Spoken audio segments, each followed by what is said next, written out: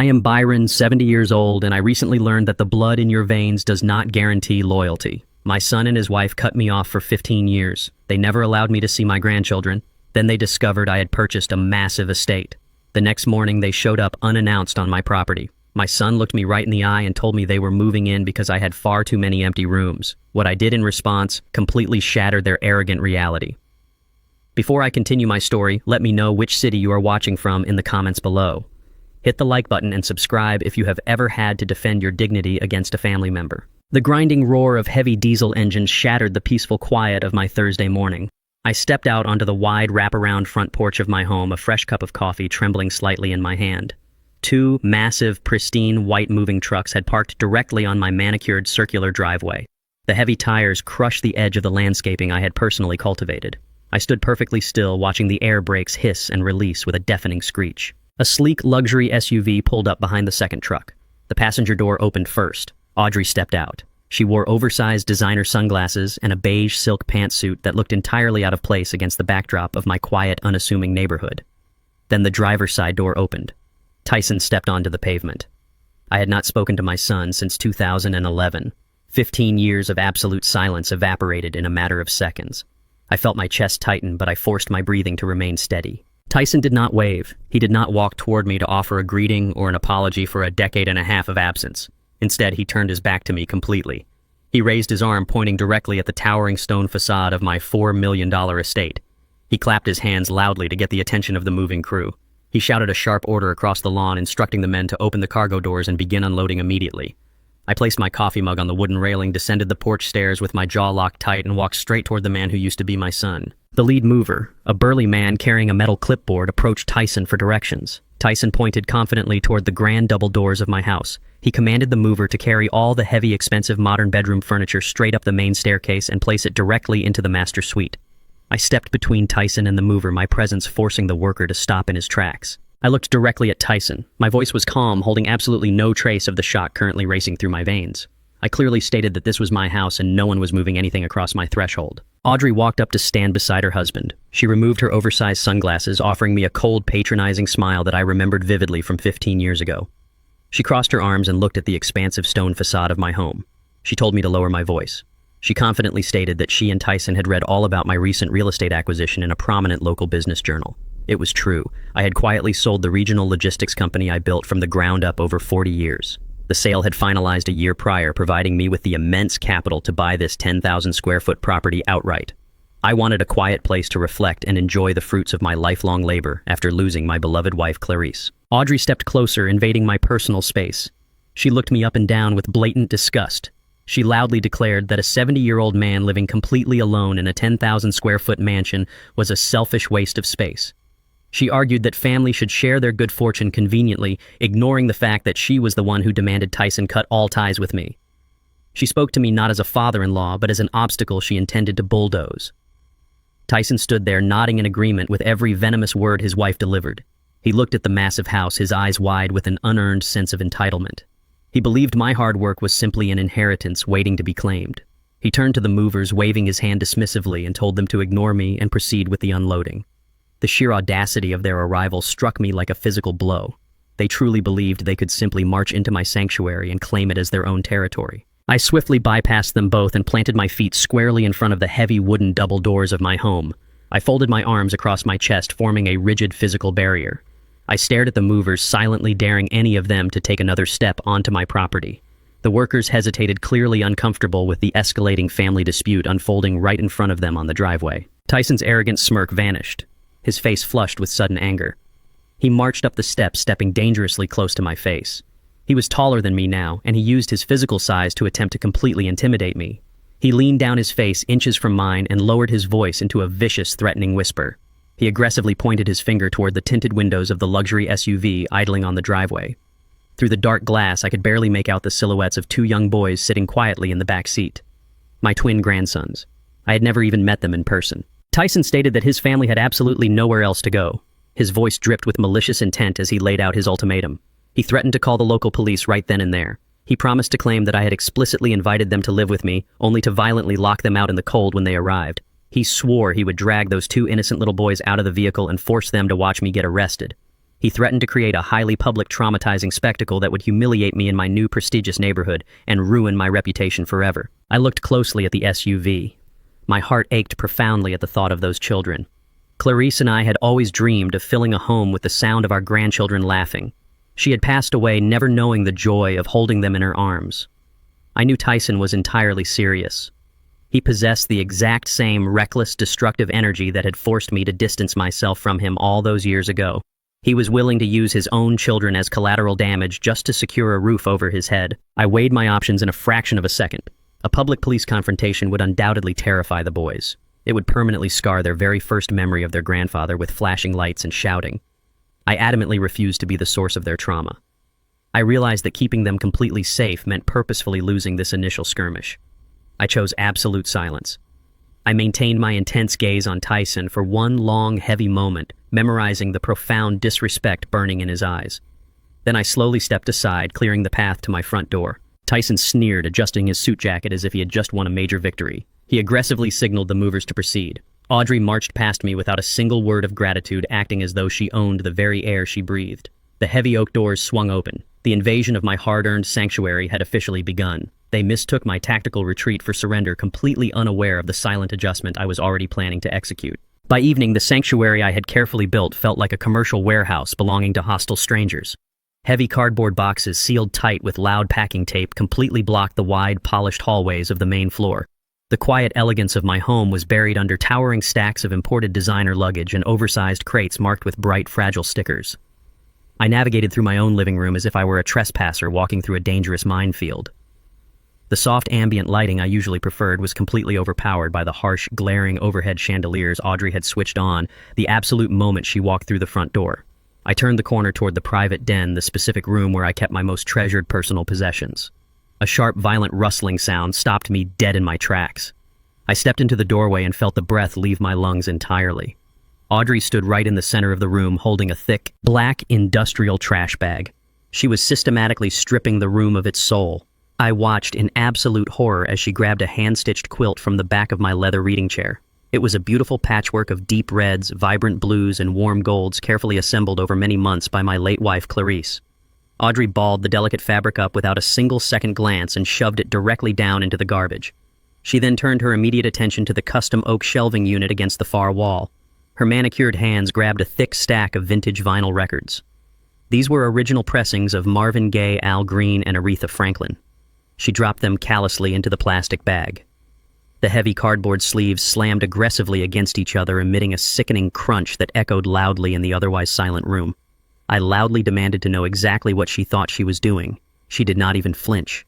She slowly turned around, smoothing out her expensive silk blouse, and offered me a look of pure, unadulterated annoyance. She dismissively gestured to the empty spaces on the oak shelves. She confidently declared that my house was suffocating and severely outdated for their needs. She stated that her high-end interior designer was arriving the following week to implement a strict minimalist aesthetic throughout the entire property.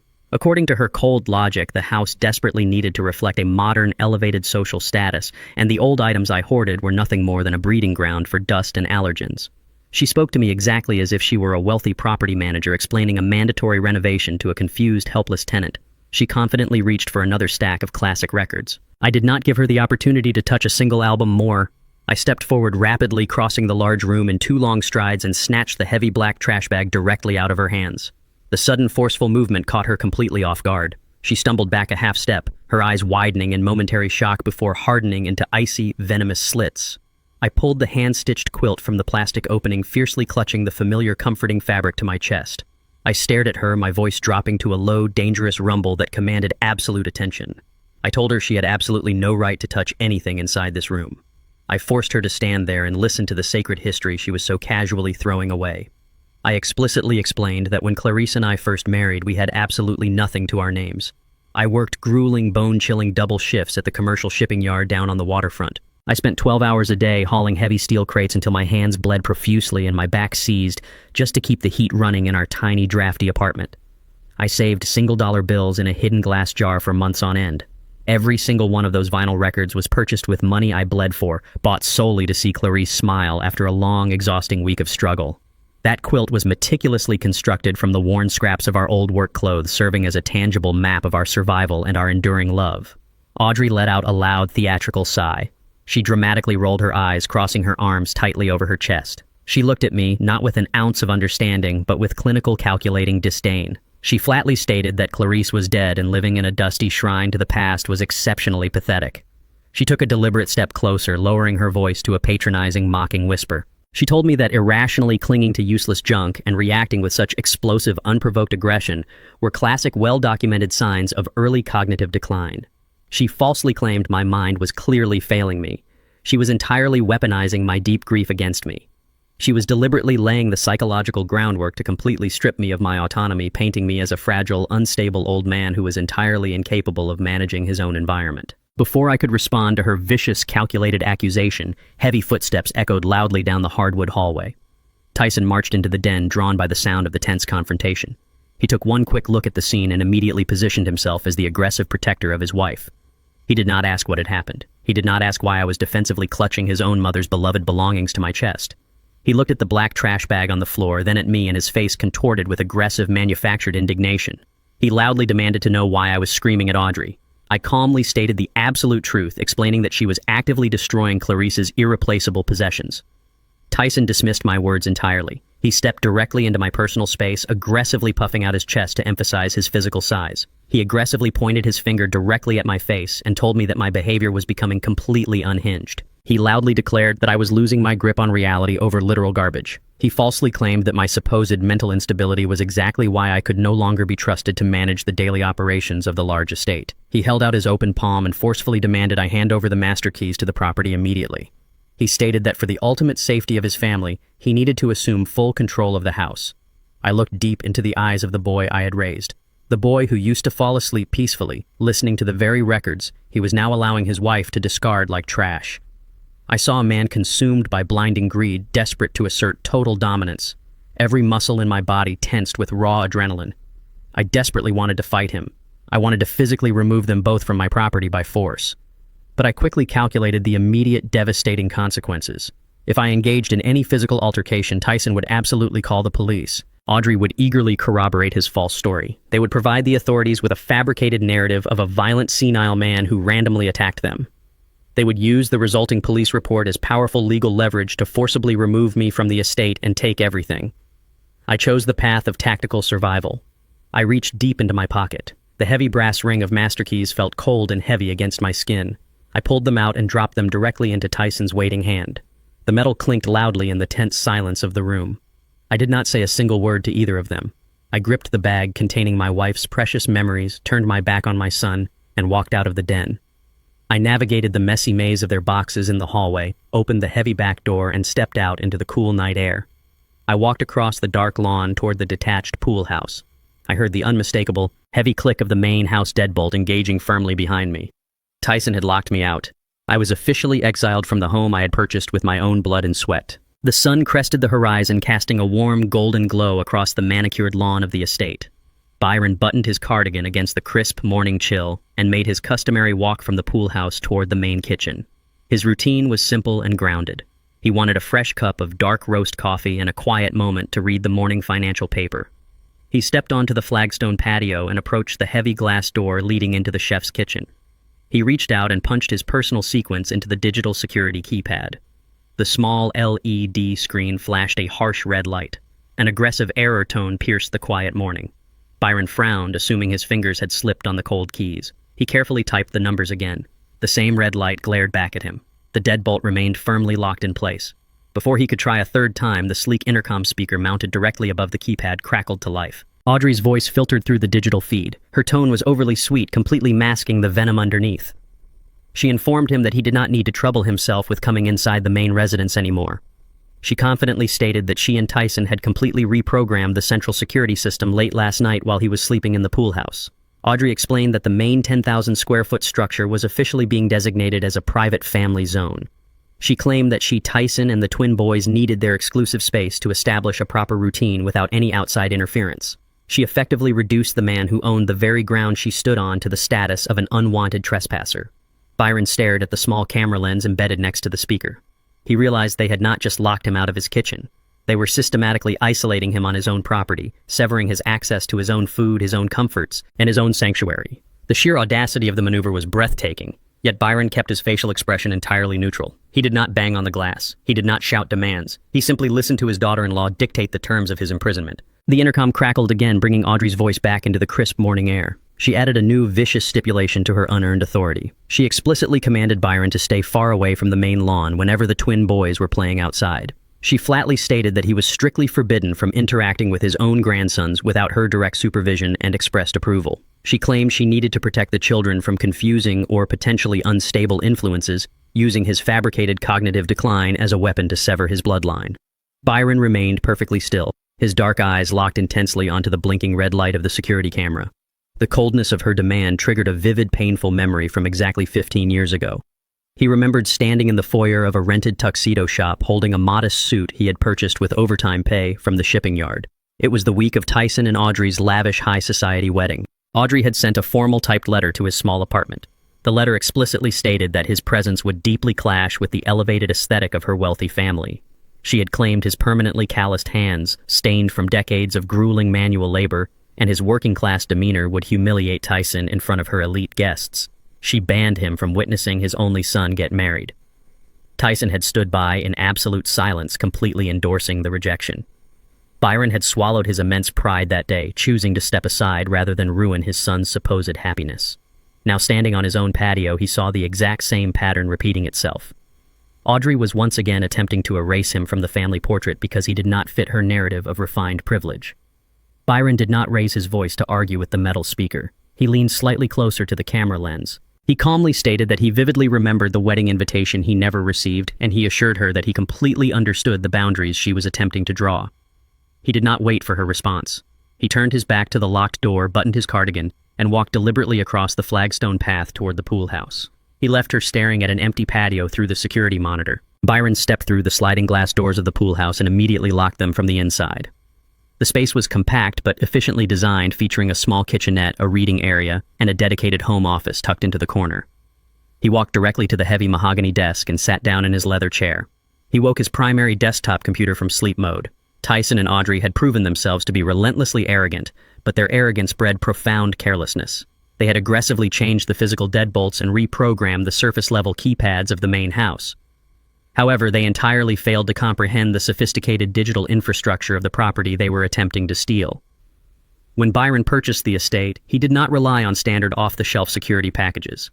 He had personally contracted a high-level cybersecurity firm to install a localized, heavily encrypted server that operated completely independent of the main house's standard wireless network. This hidden server physically resided inside the walls of the pool house, acting as the absolute master control for the entire estate's digital footprint. Byron typed in his complex multi-tiered administrator password. The screen blinked instantly, granting him unrestricted invisible access to the core operating system of the entire $4 million property. He opened the master security logs, bypassing the superficial barriers Tyson thought were secure. He systematically reviewed the digital footprint of his son's activities over the past 12 hours. He watched the time-stamped logs of Audrey locking him out of the kitchen. He tracked Tyson bypassing the primary alarm systems in the East Wing. Then his eyes locked onto a newly created entry in the estate's automated visitor management portal. Tyson had actively scheduled a high-priority external guest, granting them temporary gate access for later that afternoon. The registered guest was not a friend, a contractor, or a moving company representative. The entry belonged to a senior commercial real estate appraiser, affiliated with one of the most aggressive private lending firms in the state. Byron leaned back in his leather chair, steepling his fingers as the stark reality of their true agenda materialized on the glowing screen. Tyson and Audrey were not simply moving in to comfortably leech off his hard-earned wealth. They were rapidly laying the groundwork to leverage the massive equity of the estate. You do not invite a commercial appraiser to a residential property unless you are planning to secure a massive high-interest collateral loan. They intended to legally bind his sanctuary to a crushing financial debt without his consent. Byron realized they were operating on an incredibly accelerated timeline, indicating a level of utter desperation that made them highly dangerous and unpredictable. He minimized the security log and opened a secure, encrypted communication channel to prepare for his next move. The initial skirmish over the locks and the vinyl records was merely a superficial distraction. The real battle was for the absolute control of his legacy, and Byron was perfectly positioned to watch his son walk blindly into his own destruction. The glowing screen of the encrypted security monitor cast a pale blue light across my face in the dim pool house office. I leaned closer to the monitor as a sleek silver sedan pulled smoothly into the circular driveway, parking directly behind Audrey's luxury SUV. A man stepped out dressed in a sharp-tailored charcoal suit and carrying a thick leather portfolio. He did not look like a friend dropping by for a casual morning visit. He moved with the distinct, calculated efficiency of a corporate professional. I tapped the keyboard, isolating the exterior audio feed and boosting the volume. The heavy oak front doors swung open before the man could even reach the top step. Tyson stood in the threshold, projecting an aura of absolute authority and welcoming charm. He extended a firm handshake, enthusiastically welcoming the man into the grand foyer. I tracked their movements as they crossed the imported marble floors, switching the camera feed seamlessly from the entryway to the main living room. The man introduced himself as a senior commercial appraiser. Tyson nodded confidently, immediately stepping into a rehearsed narrative. He swept his arm across the expansive room, claiming the 10,000 square feet as his primary residence. He spoke with the smooth cadence of a seasoned con artist, introducing himself not merely as my son, but as the sole heir and the newly appointed head of the family estate. The appraiser looked around the lavish space, clearly impressed by the towering ceilings and custom architectural details. He casually asked about the original owner of the property. Tyson did not even blink. He directed the appraiser's attention toward the large bay windows overlooking the manicured back lawn and the detached pool house where I currently sat. Tyson lowered his voice into a tone of manufactured tragic sympathy. He explicitly stated that his father was severely incapacitated, bedridden, and currently suffering from advanced irreversible cognitive decline. He claimed I was entirely confined to the guest quarters under constant medical supervision, completely unable to manage my own basic affairs. The appraiser offered a polite nod of condolences, completely buying into the fabricated tragedy. I sat frozen in my leather chair, listening to my own flesh and blood erase my existence with a few casually delivered sentences. The absolute ease with which Tyson lied about my mental state was chilling. He was systematically dehumanizing me to a total stranger right inside my own home. Tyson guided the appraiser into the formal dining room, gesturing for him to take a seat at the long mahogany table. I switched the audio feed to the dining room microphone, listening intently as Tyson poured 2 glasses of sparkling water and began his aggressive sales pitch.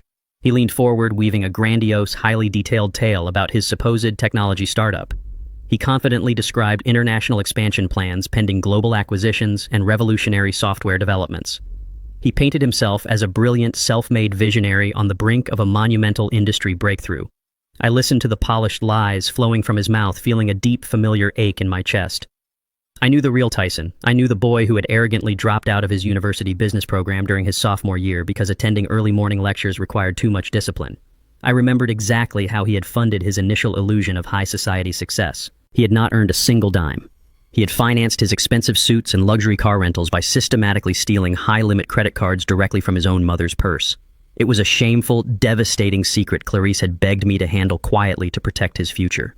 Now, 15 years later, he was utilizing that exact same deceptive charm on a much grander, far more dangerous scale. Tyson finally dropped the hammer, revealing his true objective. He looked the appraiser dead in the eye and requested a rush expedited valuation of the entire estate. He explicitly stated he needed to secure a massive multi-million-dollar commercial collateral loan against the property by the end of the week.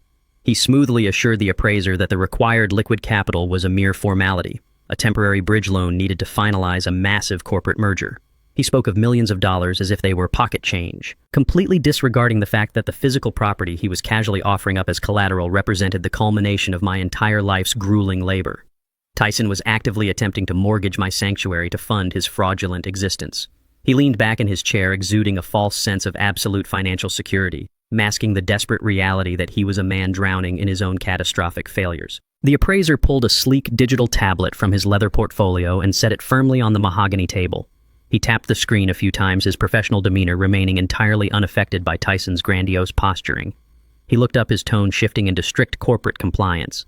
He clearly stated that a commercial loan of this unprecedented magnitude, especially one utilizing a premier residential asset as the primary backing, required absolute, undeniable proof of legal ownership. He informed Tyson that the bank's underwriters would need to physically examine the original property deed and verify the explicit consent of the primary title holder before releasing a single dollar of capital. Tyson did not miss a single beat. He did not stutter or show even a fraction of a second of hesitation. He smoothly leaned across the table, flashing a reassuring, utterly deceptive smile.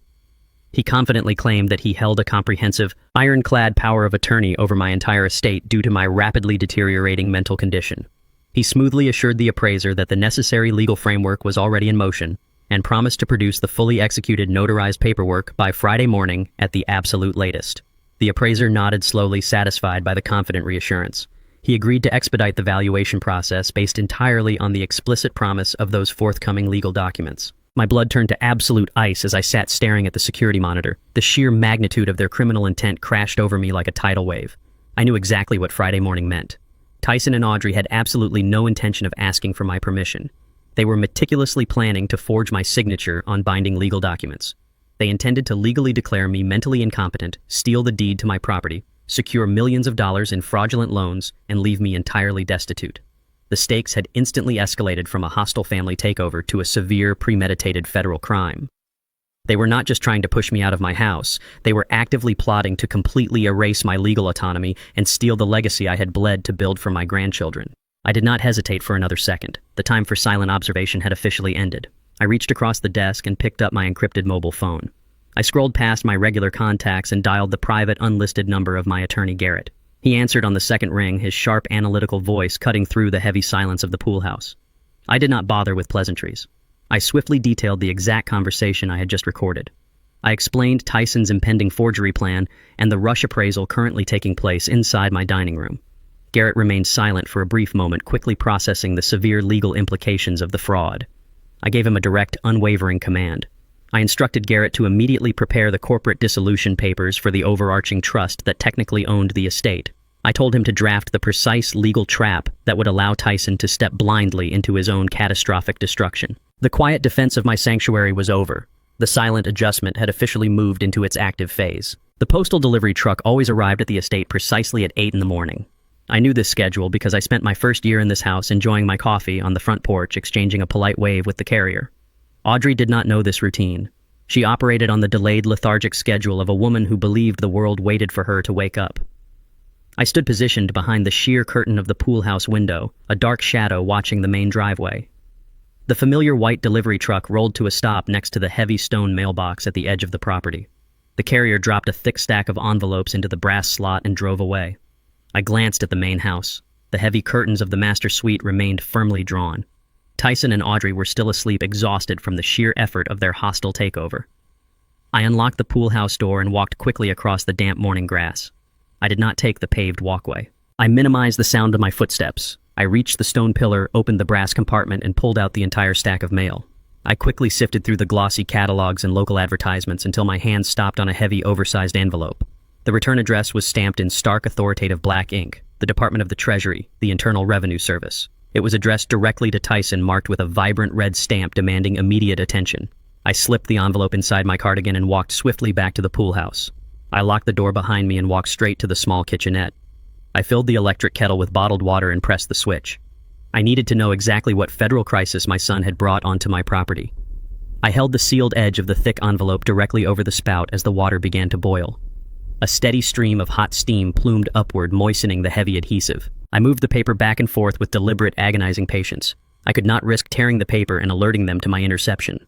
After 3 minutes of careful exposure to the intense heat, the glue surrendered. The flap peeled back smoothly, revealing a thick stack of densely printed federal documents. I turned off the kettle and carried the damp envelope to my mahogany desk. The scent of ozone and desperation clung to the paper. I carefully extracted the thick stack of papers and laid them flat against the leather surface of my desk. The bold capitalized letters at the top of the very first page commanded immediate attention. It was a final notice of intent to levy. I adjusted my reading glasses and began to meticulously scan the dense paragraphs of legal and financial ruin. Tyson and Audrey did not just owe back taxes. They were drowning in a staggering, catastrophic deficit. The total outstanding balance, printed in bold black ink, was exactly $2 million. I read through the itemized list of penalties, accumulated interest, and stark warnings of impending asset seizure. The documents painted a crystal-clear picture of absolute financial devastation. Tyson's supposedly revolutionary tech startup was nothing more than a hollow, heavily leveraged fraud. He had clearly spent years siphoning capital, evading federal obligations, and funding a lavish lifestyle on a foundation of complete deceit. The pieces of the puzzle aggressively snapped into place. 15 years ago, Tyson and Audrey had banished me from their lives because they genuinely believed they had ascended to a higher social echelon. They viewed my calloused hands and working-class history as a permanent stain on their newly acquired glittering reputation. They had cut me off to maintain the illusion of flawless generational wealth. Now that glittering facade was completely shattered. They had not returned to my life because they suddenly missed the father they had discarded. They had not brought my grandsons to my doorstep out of a sudden desire for familial connection. They had returned because they were completely cornered by the federal government. They were facing imminent federal prison sentences for gross tax evasion and corporate fraud. They looked at my quiet $4 million estate and saw nothing but a massive liquid financial savior. They intended to legally incapacitate me, forge my signature, and borrow millions against my pristine equity solely to satisfy their own criminal debt. My estate was the only thing standing between my son and a federal penitentiary. The sheer arrogance of their plan was sickening. They expected me to unknowingly finance the cover-up of their decade-long criminal enterprise. I pulled my encrypted mobile phone from my pocket and activated the high-resolution camera. I stood directly over the desk, ensuring the lighting was perfect. I systematically photographed every single page of the IRS document. I captured the total amount owed, the specific warning clauses, and the detailed breakdown of their fraudulent corporate filings. I checked the digital images, confirming that every word was perfectly legible. These photographs were no longer just leverage. They were absolute, undeniable proof of a federal motive for the financial crimes Tyson was attempting to commit against my estate. I organized the physical pages back into their original order and carefully slid them back inside the envelope. I applied a thin, precise layer of clear crafting adhesive I kept in my desk drawer to the edge of the flap. I pressed the paper down firmly, running my thumb along the seam until the envelope looked entirely untouched. The steam had slightly warped the paper, but it merely looked as though it had been exposed to the damp morning air. I checked the security monitors. The main house remained quiet. I unlocked the pool house door, walked silently across the patio, and placed the IRS envelope directly on the small wrought iron table sitting on the main porch. It was the exact spot Audrey usually checked for packages. I retreated to the pool house, locked the door, and took my position in front of the security monitors. I did not have to wait long. 20 minutes later, the heavy front door swung open. Audrey stepped out wearing a plush silk robe. She picked up the envelope, glanced at the red federal stamp, and completely froze. I watched her posture stiffen instantly. She turned around and practically sprinted back inside the house, slamming the door behind her. I switched the audio feed to the main living area. 10 minutes passed in tense, suffocating silence. Then the explosion occurred. A violent, screaming argument erupted inside the main house. The muffled sound of Tyson shouting obscenities vibrated through the audio feed. Audrey shrieked back, her voice high-pitched and saturated with absolute panic.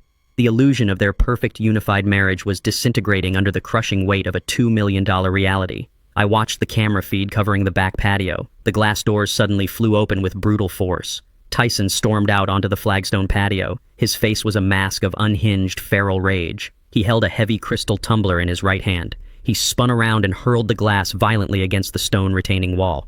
The crystal shattered into 1,000 glittering pieces, raining down across the patio furniture.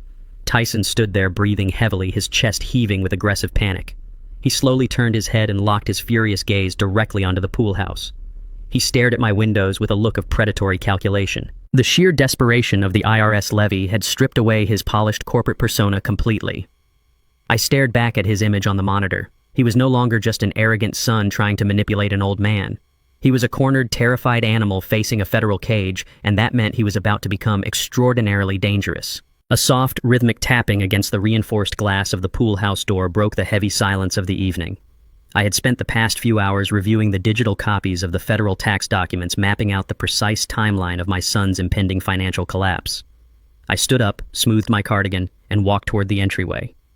I peered through the narrow vertical blind to identify my late-night visitor. Audrey stood on the patio. The vicious, screaming woman from earlier this afternoon had completely vanished. In her place stood a remarkably composed actress playing the role of a deeply concerned daughter-in-law. She held a polished silver serving tray balanced in her hands. A covered porcelain plate rested next to iced water and a small medication cup. I unlocked the door and opened it just a few inches, establishing a clear physical boundary.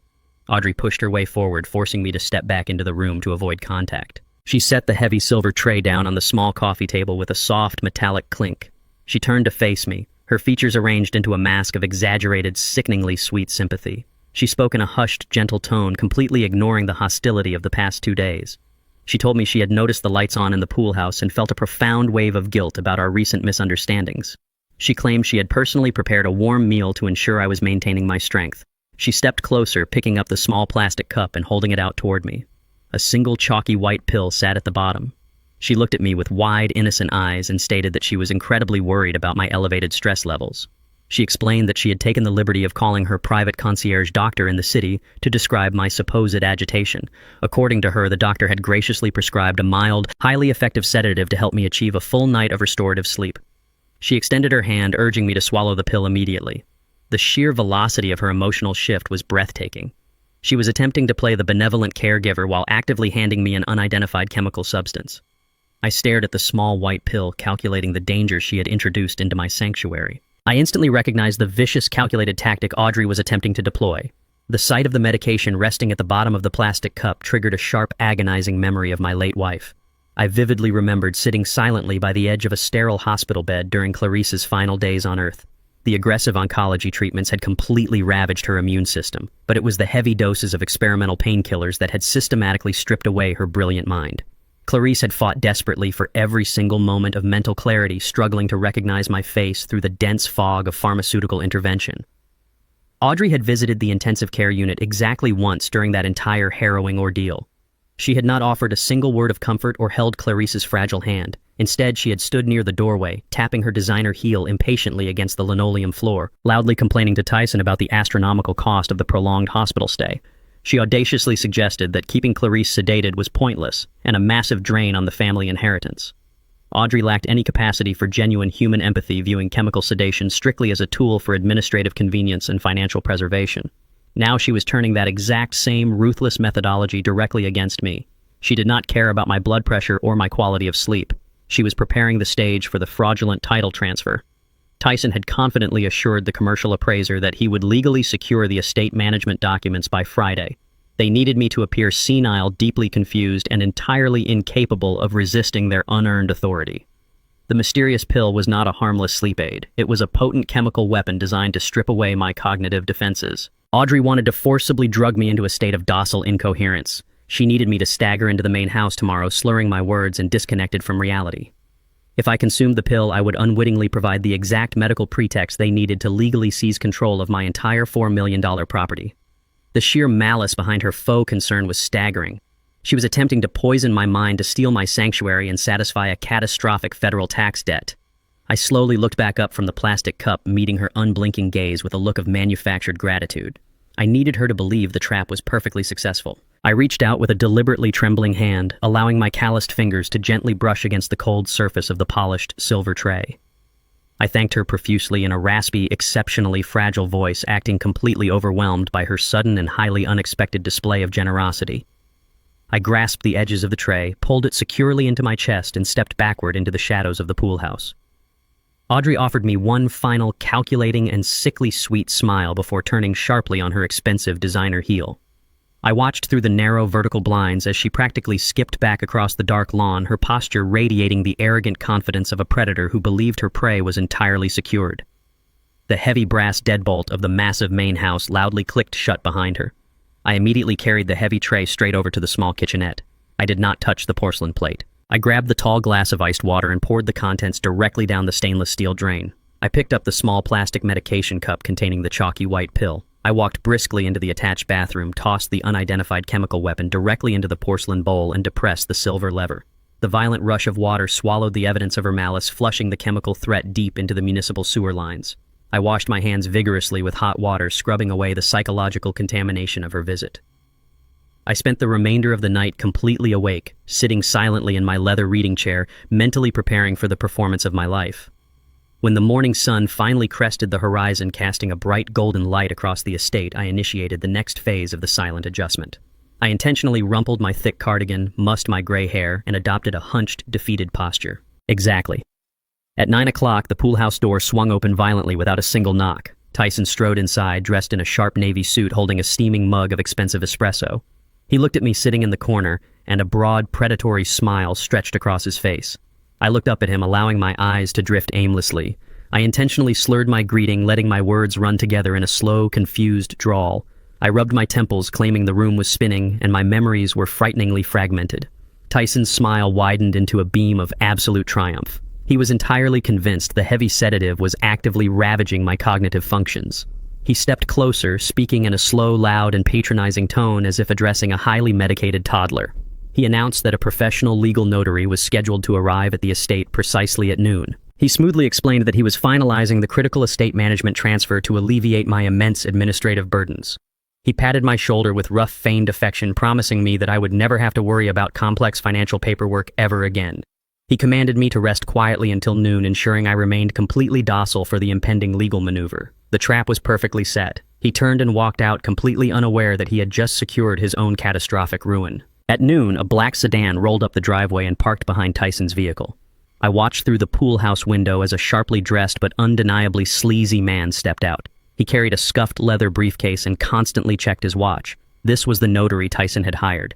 He did not look like a respectable professional. He looked like someone who asked absolutely no questions as long as the cash payment cleared. 5 minutes later, my door opened. Tyson walked in without knocking. He grabbed my elbow with a firm, punishing grip that betrayed his fake smile. He practically dragged me out of the pool house and across the patio. I kept my head down, intentionally shuffling my feet against the stone pavers to maintain the illusion of a man heavily sedated and losing his grip on reality. Tyson led me through the glass doors and directly into the grand, formal dining room of the main house. The long oak table had been cleared of everything except a thick stack of complex legal documents. Audrey stood at the head of the table. She wore a sharp, predatory grin. She aggressively tapped a manicured fingernail against the bottom of the top page. Tyson pushed me down into a heavy wooden chair. He stood directly over my right shoulder, trapping me in place. The notary stood awkwardly on the opposite side of the table, avoiding my gaze entirely. Audrey slid the documents across the polished oak surface. She placed a heavy, gold-plated fountain pen directly into my trembling hand. I looked down at the dense legal jargon. The paperwork was a comprehensive warranty deed and an irrevocable transfer of property title. It completely stripped ownership of the entire $4 million estate from me and placed it directly into a corporate entity cleverly named Tyson Holdings Incorporated.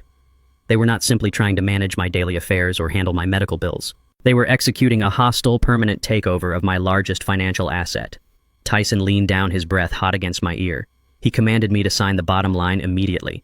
He claimed the papers were standard medical proxy forms required by the state to authorize my ongoing health treatments. The sheer volume of lies flowing from my son's mouth was breathtaking.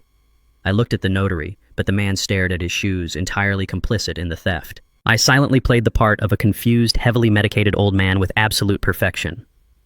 I slowly allowed my chin to drop toward my chest. I blinked rapidly, acting as though the bright overhead chandelier was burning my eyes. I raised my right hand and let it shake violently over the paper. The gold fountain pen rattled loudly against the oak table. I looked up at Audrey with wide, manufactured terror in my eyes. I slurred my words heavily, asking her why there were so many pages just for a simple doctor visit. Audrey let out a harsh, impatient sigh. She slammed her hand flat against the table, ordering me to stop asking stupid questions and just sign where she pointed. I lowered my head and pressed the pen to the paper. I deliberately ruined my own signature. I dragged the ink across the page in a messy, uneven, and jagged scrawl that barely resembled my actual name. I repeated this frantic, sloppy motion on every single page they shoved in front of me. The reality of the situation was a brilliant, impenetrable secret I kept securely locked in my mind. When I sold my logistics company and purchased this massive estate, I explicitly chose never to put the property deed in my personal name. I had spent 40 years dealing with ruthless corporate competitors and aggressive litigation. I knew exactly how to shield my wealth. I had hired Garrett to establish a blind, ironclad corporate trust. I named the corporation Clarice Holdings, LLC, forever honoring the woman who built my foundation. The estate belonged entirely to that corporation. The corporation was governed by a strict board of directors, and any transfer of assets required unanimous board approval, embossed corporate seals, and a mandatory waiting period. My personal individual signature carried absolutely zero legal weight regarding the sale or transfer of this property. Tyson and Audrey believed they were stealing a $4 million house from a frail, defenseless old man. In reality, they were aggressively forging signatures on worthless pieces of paper. They were actively committing federal wire fraud by attempting to claim ownership of a corporate asset they had no legal authority to touch. I finished the final page, letting the pen drop from my exhausted fingers. I slumped back in the chair, breathing heavily, completely selling the illusion of a man whose spirit had been utterly broken. Tyson snatched the entire stack of documents off the table the exact second my pen left the final page. He held the paperwork to his chest triumphantly, his eyes gleaming with malicious victory. He gestured aggressively toward the silent notary. The shady man stepped forward quickly, stamping his official seal on every single signature line without asking a single verifying question. He completely ignored his mandatory legal duty to clearly confirm my mental capacity or ensure I actually understood what I was signing. Tyson pulled a thick envelope of cash from his suit jacket and handed it directly to the notary. The man shoved the money into his scuffed briefcase, turned on his heel, and practically ran out the front door. The heavy sound of his sedan speeding down the driveway echoed through the dining room. The moment the front door closed, the atmosphere inside the room shifted violently. The fake patience and manufactured concern vanished instantly from my son's face. Tyson stepped away from me, standing tall and projecting pure, unadulterated ice. He straightened his tie and looked down at me with absolute disgust. He held the forged deed in his hand, tapping it rhythmically against his thigh. He coldly informed me that my usefulness had officially expired. He stated that managing my supposed cognitive decline was far too much of a burden for his busy family. He did not sugarcoat his next words. He told me he had already contacted a low-income state-run nursing facility located 3 towns over. He claimed they specialized in handling uncooperative, delusional elderly patients. He declared that a secure medical transport van was scheduled to arrive at the estate front gates exactly at 6 o'clock on Monday morning.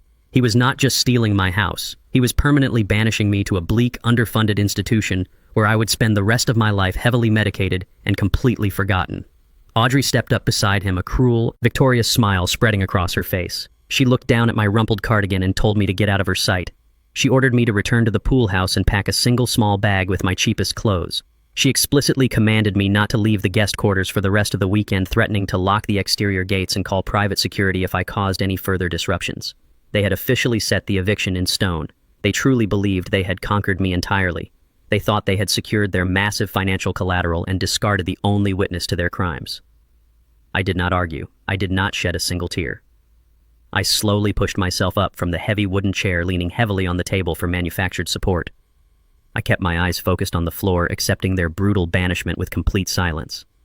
I dragged my feet across the marble floor, walking out the back door and heading straight for the pool house. I closed my door, locked the deadbolt, and immediately walked to my encrypted computer. Tyson had just handed me the final necessary piece of evidence. The massive legal trap was now fully loaded and completely ready to execute. The estate was completely silent when the grandfather clock inside the pool house struck 2 in the morning.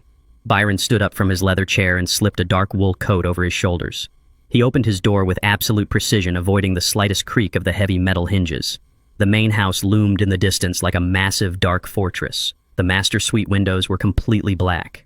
Tyson and Audrey were fast asleep, resting easily on the false assumption that their cruel eviction plan had been perfectly executed. Byron stepped off the concrete patio and navigated the edge of the expansive property, keeping his silhouette completely hidden within the deep shadows cast by the towering oak trees. He deliberately avoided the illuminated circular driveway where his son's luxury SUV sat parked. Instead, he made his way toward the dense hemlock hedges bordering the southern property line. Hidden behind the thick foliage was a rusted iron service gate, a forgotten relic from the original landscaping crew. Byron unlocked the heavy brass padlock, slipped through the narrow opening, and secured the gate quietly behind him. He walked 2 long blocks down the residential street to an unassuming sedan he had intentionally parked there 3 days prior. He started the engine and drove across town, leaving the pristine neighborhood far behind. He navigated toward the industrial district, finally pulling into the cracked asphalt parking lot of a neon-lit 24-hour diner. The bright pink and blue neon tubes buzzed loudly in the damp night air. Byron walked inside the nearly empty establishment. The diner smelled heavily of stale fry grease and strong industrial bleach. Garrett, his longtime corporate attorney, was already sitting in a secluded corner booth nursing a chipped mug of black coffee. Byron slid into the cracked red vinyl seat directly opposite his trusted lawyer. He did not waste a single second with casual pleasantries. He reached inside his inner coat pocket and extracted a thick manila envelope. He slid the heavy package across the sticky Formica table. He informed Garrett that the envelope contained high-resolution printouts of the entire Internal Revenue Service final notice of intent to levy. Byron then reached back into his pocket and placed a small matte black digital audio recorder directly next to the paper evidence. He explained that the device held a crystal-clear recording of the illegal notary session from that afternoon. He detailed how he had taped the hidden microphone beneath his thick cardigan to capture Tyson, explicitly commanding him to sign the fraudulent property transfer documents. Garrett carefully opened the manila envelope and spread the stark federal tax documents across the diner table. His sharp eyes meticulously scanned the bold red federal stamps, the severe legal warnings, and the staggering $2 million penalty printed explicitly at the bottom of the final page. He spent several minutes absorbing the absolute financial devastation Tyson had desperately tried to hide. Garrett then picked up the small digital recorder, plugged a single wired earpiece into the side jack, and pressed play. Byron sat in complete silence, watching his attorney's stoic face as the audio of Tyson's aggressive coercion played directly into his ear. Garrett listened to the entire dining room exchange without interrupting. He absorbed the unmistakable sound of Tyson lying about the medical proxy documents, the shady notary stamping the pages without verification, and Tyson coldly condemning his father to a state-run nursing facility. Garrett finally pulled the earpiece out and set the black device down gently on the table. He folded his hands together and leaned forward, his professional demeanor locking into place. He looked Byron directly in the eye and confirmed that the collected evidence was absolutely bulletproof.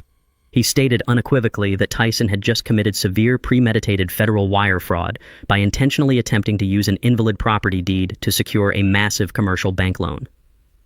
Garrett then explained the brilliant reality of the trap they had laid years prior. The aggressive legal maneuver Tyson had executed that afternoon was entirely useless from the very beginning. Tyson had aggressively forced Byron to sign a personal warranty deed transferring individual ownership of the house. However, Byron had never actually held the property deed in his personal name. When Byron quietly sold his highly successful logistics company and purchased the massive estate, he had specifically directed Garrett to establish an impenetrable corporate trust. That overarching trust was legally registered and protected as Clarice Holdings, LLC. The physical estate belonged exclusively to the corporate entity. The corporation was strictly governed by a legally binding board of directors. Garrett stated that absolutely no transfer of physical or liquid assets could legally occur without a unanimous formally recorded vote from the entire board, accompanied by heavily embossed corporate seals. Tyson had aggressively forced a supposedly senile old man to sign a piece of paper that held absolutely zero legal authority in any court of law. Tyson genuinely believed he had successfully stolen a multi-million-dollar asset, but he had actually just handed them undeniable proof of his own desperate criminality. Garrett carefully gathered the high-resolution IRS documents and slid them safely back into the thick manila envelope. He pulled his encrypted mobile phone from his inside suit jacket pocket and placed it squarely in the center of the table. He looked directly at Byron and stated that they currently possessed more than enough actionable evidence to contact the federal authorities right this second. He offered to call a highly trusted contact within the Federal Fraud Division immediately. He forcefully argued that the police could easily arrive at the estate before sunrise, completely surround the perimeter, arrest Tyson and Audrey directly in their beds, and permanently halt the illegal medical transport van scheduled for Monday morning. Byron stared intently at the mobile phone sitting on the scratched formica table, deeply feeling the heavy, immediate temptation to end the suffocating nightmare right then and there. He thought intensely about the deep indignity of being forcibly banished from his own home and the severe looming threat of being permanently locked inside a bleak, state-run facility. However, Byron slowly and deliberately shook his head. He reached across the table and placed his calloused hand firmly over Garrett's phone, physically stopping the attorney from making the necessary call. Byron completely and utterly refused the immediate rescue. He locked eyes with his lawyer and calmly explained the precise logic behind his dangerous strategy.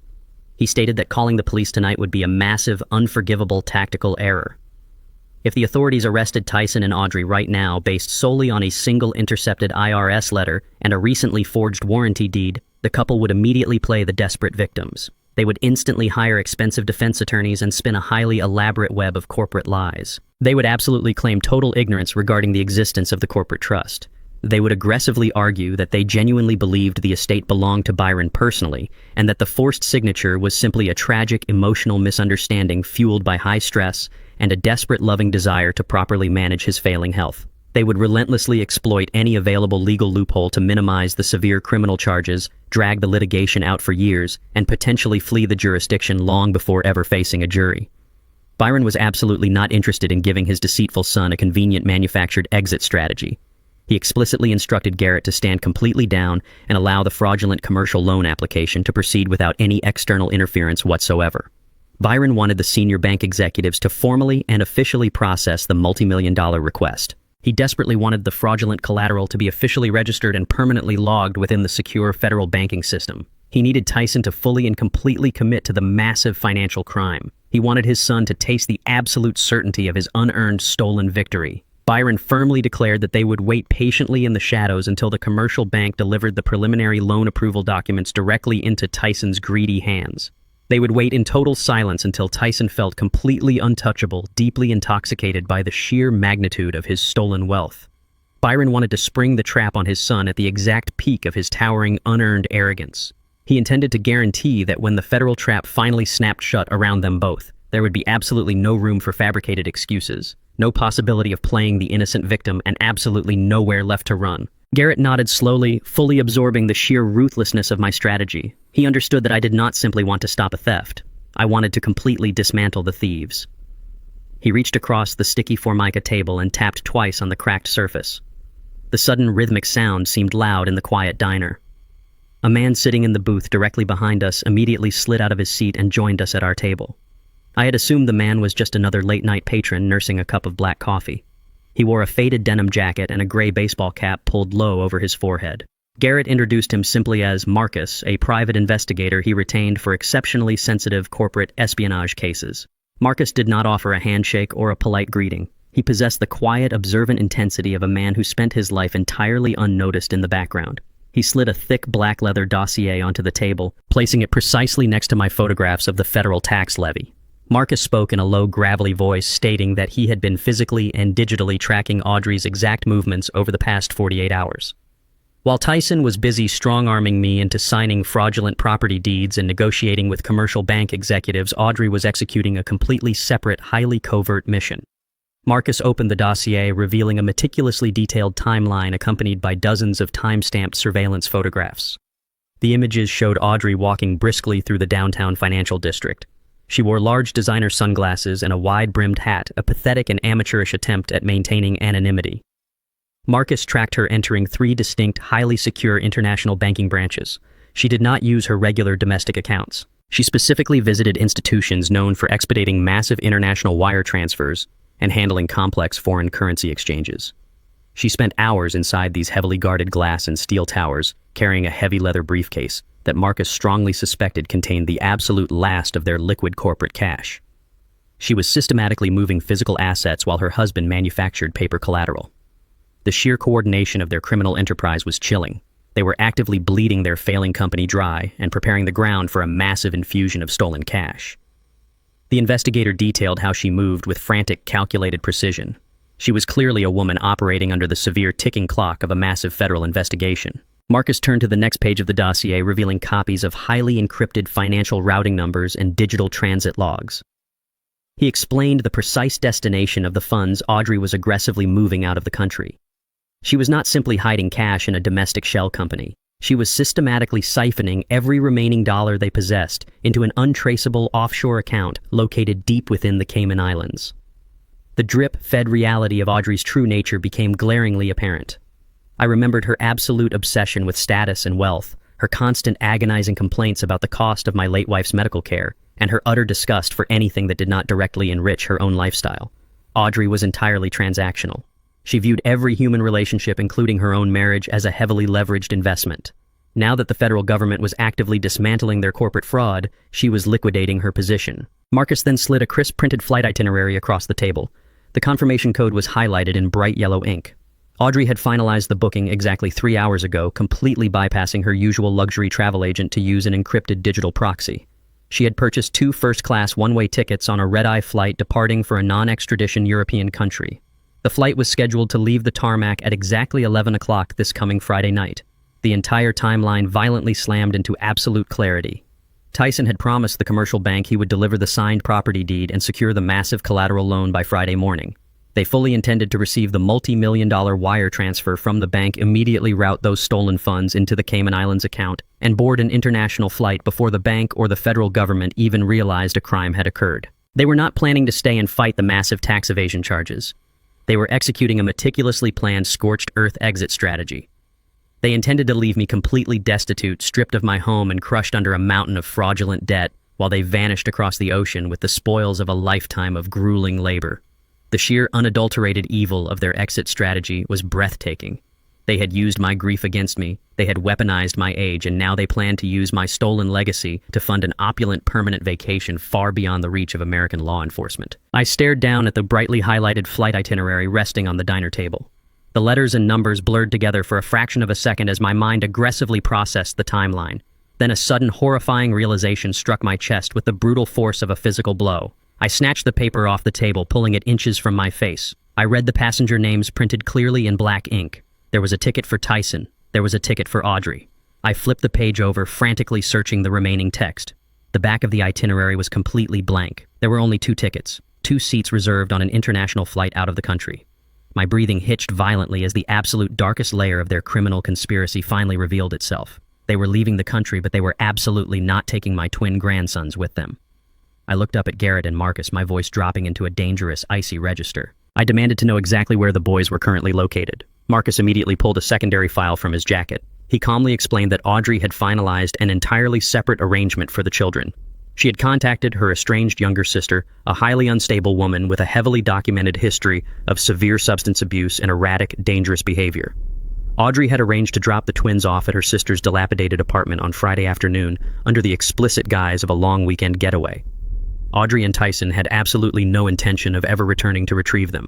They were actively planning to abandon their own flesh and blood to an unfit, unstable guardian while they fled the continent as millionaire fugitives. The sheer magnitude of this betrayal completely eclipsed the theft of my estate. Stealing my house was a massive financial crime.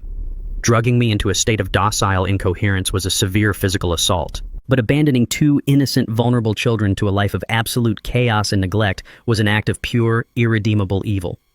The stakes of this silent adjustment instantly shifted from seeking personal justice to executing a desperate high-stakes rescue mission. I was no longer merely protecting the $4 million sanctuary Clarice and I had built. I was actively fighting for the very lives and futures of my grandsons.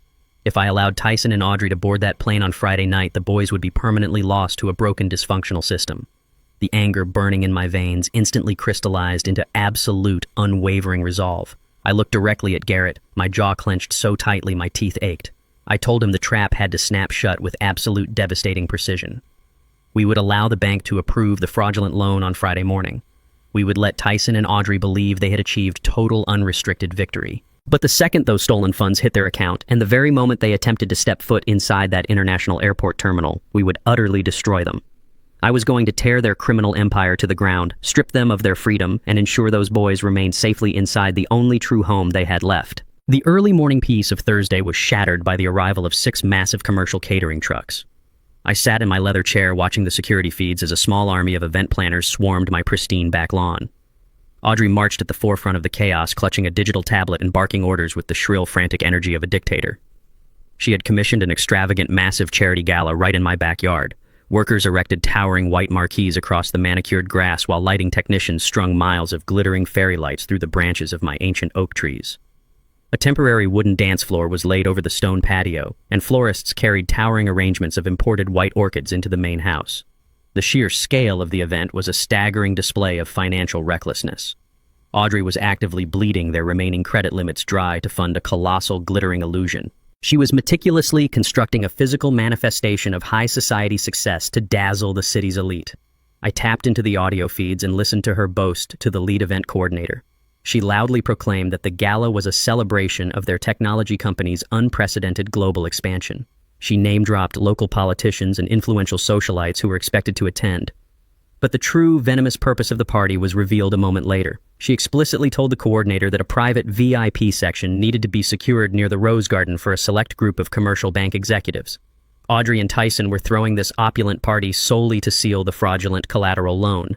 They intended to wine and dine the bankers, overwhelming them with a manufactured aura of unstoppable corporate success, ensuring the executives eagerly signed the final multi-million-dollar approval documents before the night ended. The audacity of using my home as the staging ground for their ultimate financial crime was sickening. They were transforming my peaceful sanctuary into a chaotic theater of lies, completely confident that their federal tax evasion and impending flight out of the country would remain buried beneath the expensive champagne and imported caviar. I adjusted the angle of the exterior patio camera, zooming in on Audrey as she intercepted the head catering manager near the edge of the pool. She pointed a sharp manicured finger directly at the pool house where I sat. Her voice captured with perfect clarity by the hidden patio microphone dripped with absolute venom. She instructed the manager to take a heavy brass padlock from the maintenance shed and secure the exterior latch of my door from the outside. She explicitly commanded him to ensure the lock remained engaged for the entirety of the evening. She claimed that an elderly, severely demented relative was staying in the guest quarters, and she could not risk him wandering into the party and causing an embarrassing public disturbance. The manager nodded hesitantly, clearly uncomfortable with the directive, but Audrey silenced him with a sharp, degrading reprimand about following instructions from the person writing his paycheck. I watched her dismiss the man with a flick of her wrist, treating him as though he were entirely beneath her notice. The way she sneered at the hard-working catering staff instantly unlocked a dark, deeply buried memory. 15 years ago, on the day Tyson first introduced her to our family, she had looked at me with that exact same expression of visceral disgust. I had just returned from a brutal 14-hour shift managing my logistics warehouse, my hands stained with engine grease and my clothes smelling of diesel exhaust. Audrey had refused to shake my hand. She had looked at my working-class attire and made a cruel, highly calculated comment about the unfortunate smell of manual labor polluting the dining room. She possessed a deep-seated toxic prejudice against anyone she deemed socially or economically inferior. She had spent the last decade and a half punishing me for my humble beginnings, actively working to sever Tyson from his roots because my calloused hands did not fit her narrative of generational wealth. Now, she was locking me inside my own property, treating me with the exact same disdain she reserved for the hired help. I listened to the heavy metallic clink of the brass padlock sliding into place on my door. I was officially a prisoner in my own home, trapped by a woman who believed her synthetic superiority gave her the right to cage another human being. The sun dipped below the horizon and the estate transformed into a glowing spectacle of manufactured wealth. A string quartet played softly near the illuminated swimming pool while waiters in crisp white uniforms circulated with trays of expensive hors d'oeuvres. I sat in the darkness of the locked pool house, my eyes fixed securely on the glowing security monitors. At exactly 7 o'clock, well before the main influx of party guests, a sleek black town car pulled smoothly into the circular driveway. A tall man in a tailored gray suit stepped out carrying a thick, dark leather portfolio. I instantly recognized him from the initial appraisal meeting. He was the senior commercial bank executive. Tyson hurried out the front double doors to greet him, projecting an aura of boundless corporate triumph. He eagerly guided the executive away from the growing crowd, leading him directly toward the secluded seating area inside the rose garden. I switched the audio feed, capturing their hushed conspiratorial conversation. The executive opened the leather portfolio and handed Tyson a thick stack of watermarked documents. He smiled warmly, officially congratulating Tyson on the phenomenal success of his technology firm. The executive explicitly confirmed that the internal underwriting department had fully accepted the warranty deed and approved the preliminary terms for the massive $2 million commercial bridge loan. He stated that the liquid funds were currently held in escrow and would be completely cleared for international wire transfer by 9 o'clock the following morning. Tyson took the folder, his hands trembling slightly with adrenaline and unadulterated greed. He clapped the executive on the shoulder, immediately signaling a nearby waiter to bring over a chilled bottle of vintage champagne. Tyson popped the cork with a loud, triumphant crack, pouring 2 glasses and raising his high in the air. He was toasting to his own genius, completely intoxicated by the absolute certainty of his successful fraud. He truly believed he had secured the untraceable offshore funds, finalized his escape route, and permanently buried his catastrophic federal tax debt. I watched him drink the champagne, savoring the image of his towering arrogance. The time for silent observation was officially over. I turned away from the monitor and placed my hands flat on my encrypted computer keyboard. I accessed the hidden master server that controlled the estate's entire security network. I compiled a massive digital file containing every single piece of undeniable evidence I had meticulously gathered over the past week. I attached the high-resolution photographs of the IRS levy, the crisp audio recordings of Tyson forging my medical proxy, the detailed investigator reports of Audrey's offshore Cayman accounts, and the precise flight itineraries proving their imminent attempt to flee the jurisdiction. Finally, I attached the live video feed showing Tyson holding the fraudulent bank approval documents in the Rose Garden. I typed out the direct email address of the senior federal fraud investigator Garrett had provided me earlier that afternoon. I did not hesitate. I did not feel a single ounce of regret. I pressed the enter key with absolute unwavering conviction. The heavy digital package instantly launched through the encrypted server, flying directly into the hands of the federal authorities. The inescapable mechanism of their total destruction was finally in motion. The sky darkened into a deep bruised purple as the first fleet of luxury vehicles began rolling up the long, winding driveway. Valets in crisp black uniforms rushed to open the doors of expensive sports cars and imported sedans, welcoming exactly 50 of the city's most influential elite to the estate. The transformation of my peaceful sanctuary was absolute. A live string quartet positioned near the illuminated swimming pool filled the cool evening air with a sweeping classical symphony.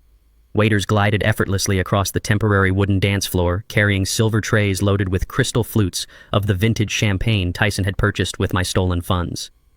I sat perfectly still in the shadowed confines of the pool house, watching the dazzling illusion unfold through my security monitors. The guests marveled at the towering white marquees and the thousands of fairy lights draped through the ancient oak trees I had planted with my own hands decades ago. They admired the pristine landscaping, entirely unaware that the man who had actually bled to build this paradise was currently locked inside a small outbuilding just a few yards away. At precisely 8 o'clock, the music softened into a low, elegant hum. Tyson confidently stepped up onto the raised stone patio overlooking the expansive lawn. He held a sleek silver microphone, his posture radiating the absolute unearned arrogance of a conquering king. He tapped the microphone twice, commanding the attention of the wealthy crowd. A hush fell over the garden as 50 pairs of eyes turned upward to admire him. Tyson smiled, flashing his perfectly white teeth under the warm glow of the patio lights. He extended his arms wide, gesturing expansively across the manicured grounds. He welcomed the glittering assembly to his brand-new permanent residence. He spoke with the polished, practiced cadence of a seasoned corporate visionary, smoothly claiming that he had recently purchased this magnificent $4 million estate to provide a better, more secure life for his family. He wove a masterful, deeply deceptive narrative about the explosive success of his technology firm, attributing this monumental real estate acquisition directly to his own relentless hard work and unparalleled business acumen. The crowd murmured in polite approval, completely captivated by the grand, hollow illusion standing before them. Tyson was publicly cementing his stolen victory, soaking in the admiration of the city's highest social echelon. Tyson lowered the microphone slightly, allowing a heavy manufactured sigh to escape his lips. He let his broad shoulders slump just a fraction, expertly shifting his demeanor from a triumphant corporate conqueror to a burdened, deeply compassionate family man. He looked out across the sea of designer gowns and tailored tuxedos, his voice dropping into a somber, highly rehearsed register. He told the captivated audience that acquiring this beautiful estate was also driven by a profound, agonizing familial duty. He publicly brought my name into his web of lies, speaking of his father with a sickeningly sweet, fabricated sorrow. Tyson informed the city's elite that my mental faculties had rapidly and tragically declined over the past year. He painted a grim, entirely fictional picture of an old man losing his grip on reality, wandering the halls in a state of severe, irreversible dementia. He placed a hand over his heart, projecting absolute sincerity. He claimed that the sheer emotional toll of watching my mind deteriorate had fundamentally broken him. Then he delivered the ultimate venomous lie. Tyson proudly announced to the silent, sympathetic crowd that he was generously utilizing his vast corporate wealth to provide me with the highest level of specialized medical care available. He stated that he had personally arranged and fully funded my transfer to a premier elite cognitive facility located far away in the serene countryside. He assured his wealthy guests that I would spend my final years surrounded by round-the-clock medical professionals living in absolute comfort, completely subsidized by his filial piety. A collective, audible murmur of profound sympathy rippled through the garden. The guests raised their champagne flutes, breaking into a warm, sustained round of applause to honor my son's incredible sacrifice and boundless generosity. I sat in the darkness of the pool house, listening to the thunderous clapping vibrating through my audio feeds. The sheer magnitude of his public deception was staggering. He was not sending me to a premier medical facility. He had specifically arranged for a bleak, low-income state-run institution to collect me at dawn. He was actively using my fabricated mental decline to launder his reputation and elevate his social standing. He was stealing my home, erasing my legacy, and demanding applause for the execution. The time for hiding in the shadows was entirely over. I pushed myself up from my leather chair, turning away from the glowing security monitors. The federal authorities already possessed the comprehensive digital package containing every ounce of evidence required to dismantle his corporate fraud. It was time to physically shatter the illusion he had so carefully constructed. I walked into the small bedroom and opened the cedar closet. I bypassed the rumpled cardigans and faded trousers Audrey expected me to wear. I reached into the very back and pulled out a pristine charcoal gray tailored suit I had specifically commissioned for my final corporate board meeting years ago. I dressed with slow, methodical precision, fastening the crisp white collar and adjusting the heavy silk tie. I slipped my polished silver cufflinks into place, shedding the fabricated persona of a frail, defeated old man with every button I secured. I checked my reflection in the mirror. I did not look like a dementia patient waiting for a medical transport van. I looked exactly like the man who had built a multi-million-dollar empire from absolute nothing. I walked to the pool house door, inspecting the heavy brass padlock Audrey had ordered the catering manager to secure on the exterior latch. Audrey severely underestimated my intimate knowledge of my own property. When I originally designed this outbuilding, I had the maintenance shed constructed directly adjacent to the pool house, sharing a common internal wall. I simply turned around, walked into the small kitchenette, and unlocked the discreet secondary utility door connecting the two spaces. I stepped into the dark maintenance shed, entirely bypassing the locked front entrance. I exited the shed through the side garden, stepping out into the cool, damp night air. I adjusted my suit jacket, squared my shoulders, and walked purposefully toward the towering white marquise. The live string quartet was playing a soaring, classical crescendo as I stepped onto the edge of the temporary wooden dance floor. I did not sneak around the perimeter. I walked directly through the exact center of the extravagant garden party. The heavy, authoritative sound of my leather shoes against the wood instantly drew the attention of the nearest guests. A prominent local politician turned around, his eyes widening in absolute shock as he recognized the man Tyson had just claimed was locked away in a distant medical facility. The whispers started immediately spreading like a sudden wildfire through the wealthy crowd. The glittering assembly of socialites and executives physically parted before me, stepping back to clear a wide, direct path toward the stone patio. I kept my gaze locked squarely on the raised platform. Tyson was still standing under the warm glow of the patio lights, raising his champagne glass to accept the ongoing applause. He lowered his arm as the crowd beneath him suddenly fell completely silent. The string quartet faltered, the music dying away into a heavy, suffocating quiet. Tyson looked down into the crowd and saw me standing at the edge of the patio, impeccably dressed and projecting absolute, unwavering authority. All the color instantly drained from his face. His jaw went slack. The sleek silver microphone slipped from his trembling fingers, hitting the stone patio with a piercing, high-pitched squeal of electronic feedback. The piercing squeal of the dropped microphone echoed off the stone walls of the main house, instantly freezing the murmurs of the wealthy crowd. Audrey recovered her composure a fraction of a second before her husband. She lunged forward, her emerald silk gown rustling aggressively as she crossed the distance between the cocktail bar and the patio edge. She reached out and clamped her manicured fingers tightly around my left bicep.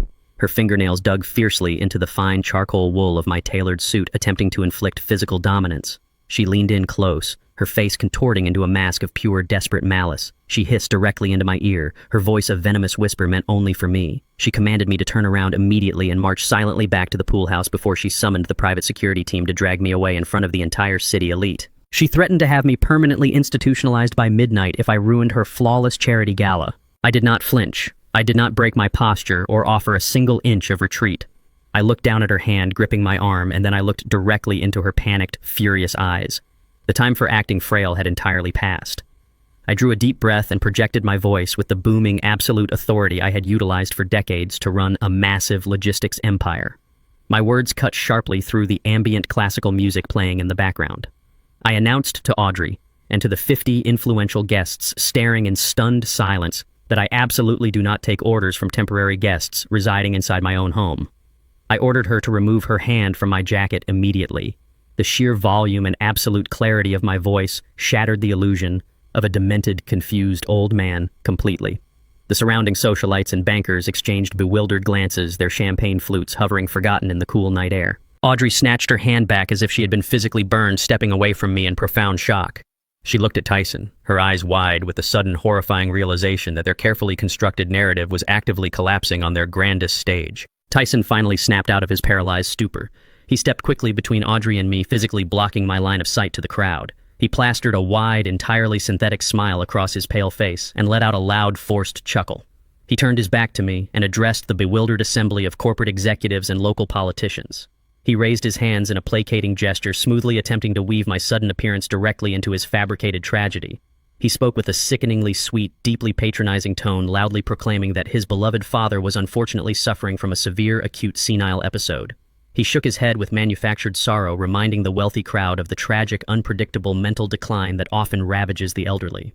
He claimed that my aggressive outburst was simply a devastating symptom of advanced dementia, a sad confirmation of why I desperately required the specialized medical facility he had so generously funded. He seamlessly continued his performance, addressing the exact same commercial bankers he intended to defraud.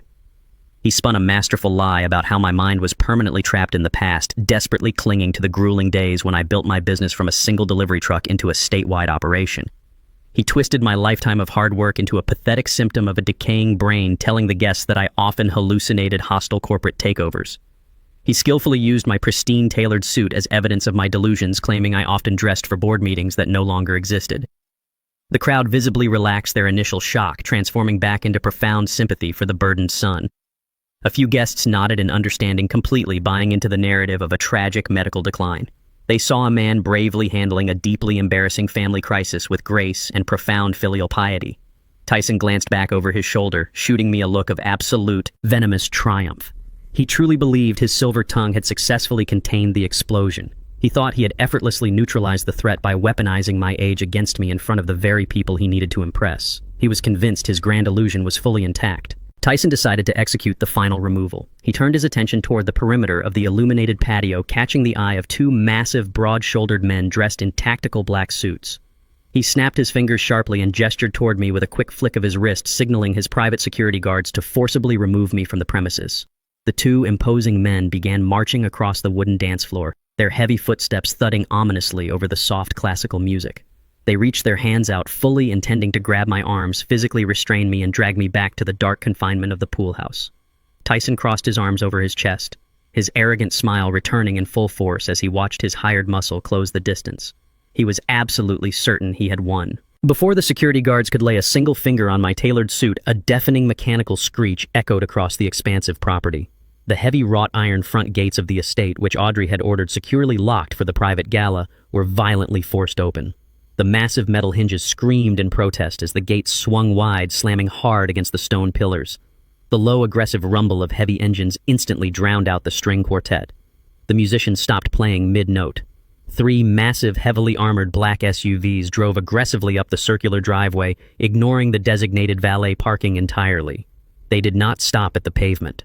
The vehicles bumped over the stone curbing and rolled directly onto the pristine, manicured back lawn. Their heavy tires tore deep trenches into the immaculate green grass Audrey had paid a fortune to perfect. The SUVs formed a tight, tactical wedge directly in front of the grand patio, their blindingly bright headlights cutting through the romantic fairy lights and illuminating the shocked faces of the city's elite.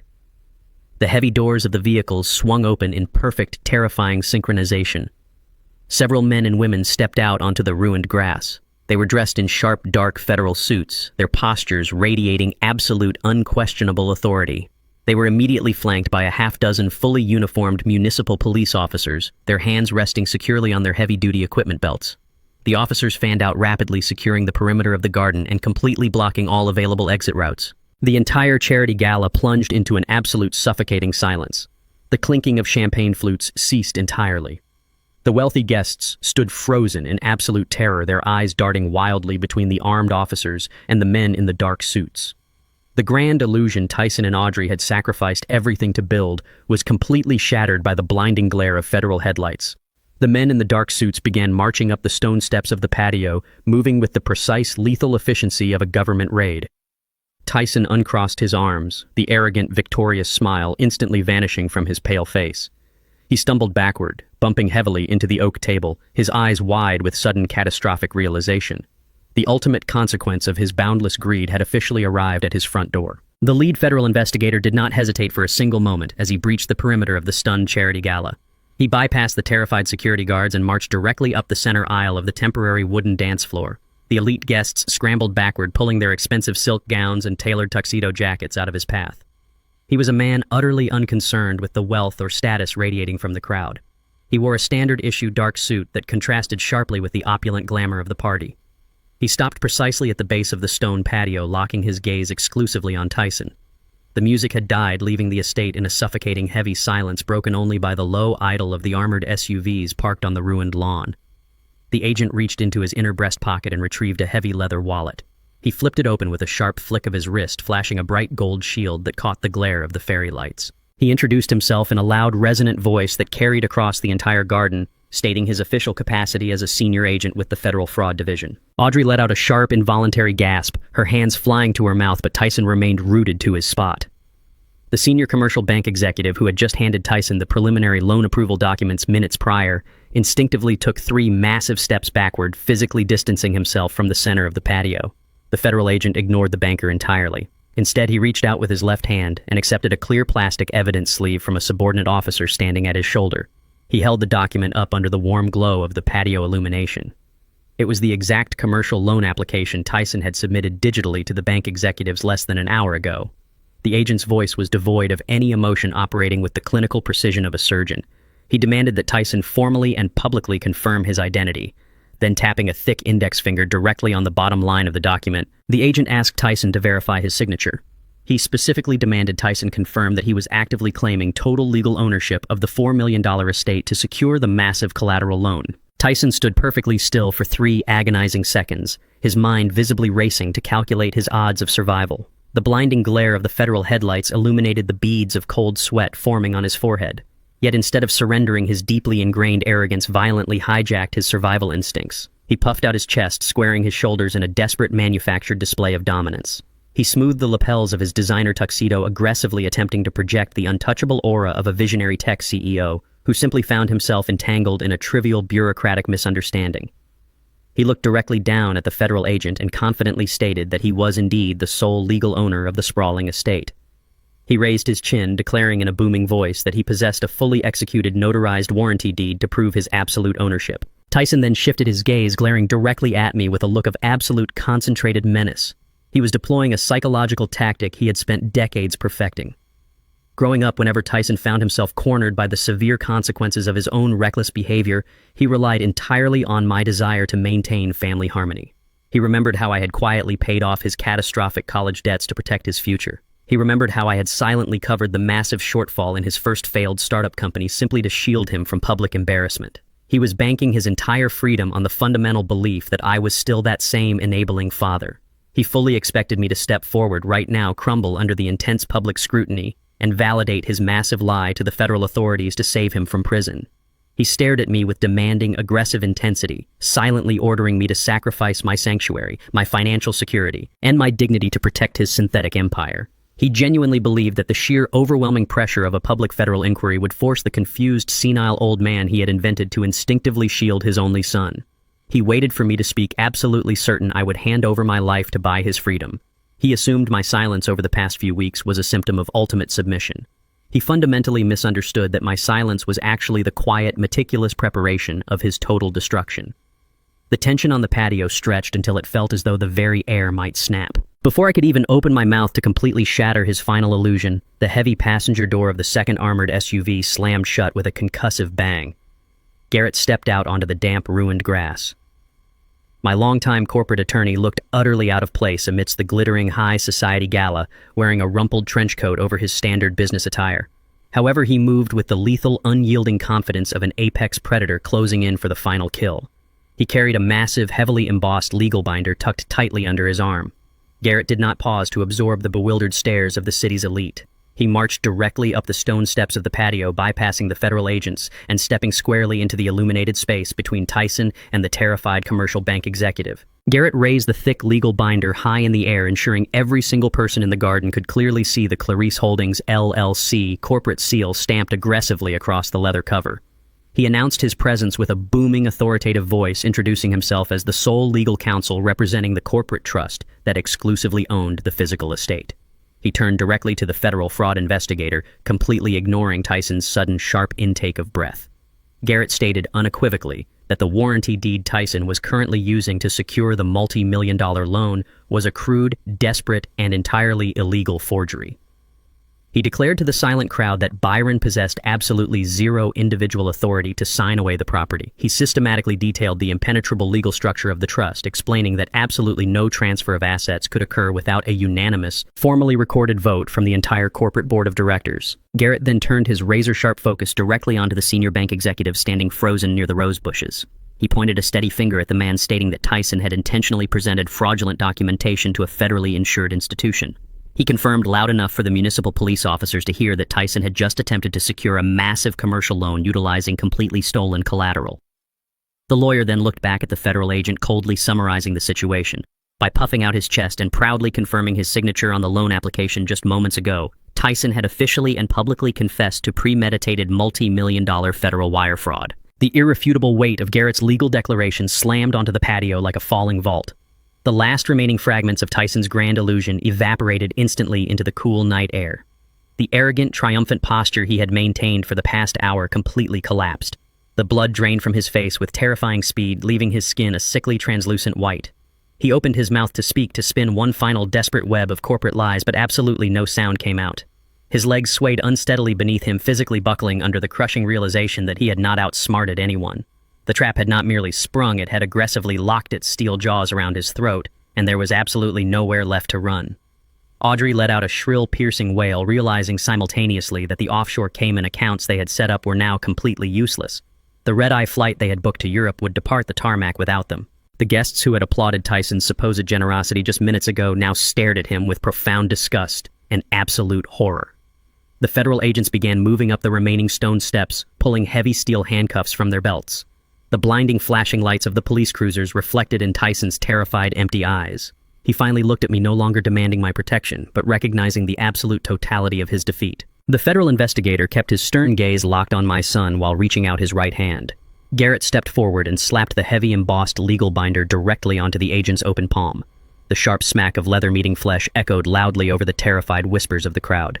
Garrett spoke with absolute unwavering clarity. He formally identified himself as the managing executor for Clarice Holdings, LLC. He informed the federal agent that the property deed currently sitting in the commercial banker's leather portfolio was an absolute fraudulent fabrication. Tyson's jaw worked silently as he watched his entire financial escape route evaporate into thin air. Garrett opened a secondary file and extracted the authentic corporate formation documents.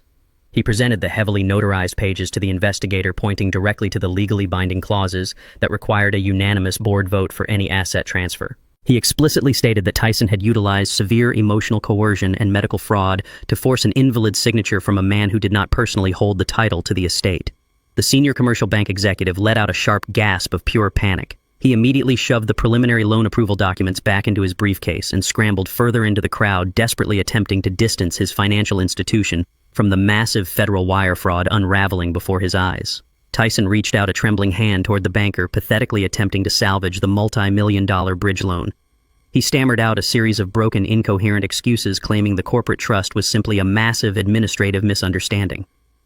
The federal investigator ignored his pathetic pleading entirely. The agent meticulously scanned Garrett's authentic corporate documents, cross-referencing the thick embossed seals with the crude forgery Tyson had just publicly claimed as his own. The investigator raised his head and informed Tyson that attempting to secure a $2 million commercial loan using stolen corporate collateral constituted a severe Class 1 federal felony. Tyson physically recoiled as the investigator officially confirmed that his fraudulent loan application had already been permanently flagged and locked within the secure federal banking network. The Cayman Islands account was completely empty. The escape funds would absolutely never arrive. Audrey let out a shrill cry from the edge of the patio, desperately demanding that the officers leave her property immediately. Her shrieking fell on entirely deaf ears as the lead federal agent reached back into his dark suit jacket. He withdrew a second, much thicker manila folder stamped heavily with bright red federal warning labels. He held the thick dossier up for the entire garden to see. The agent raised his voice, commanding the absolute attention of the 50 wealthy elites cowering near the swimming pool. He announced that the massive wire fraud regarding the estate was merely the final desperate act of a much larger criminal enterprise. The agent unsealed the folder and produced the high-resolution printouts of the final intent to levy notices I had forwarded to them just hours prior.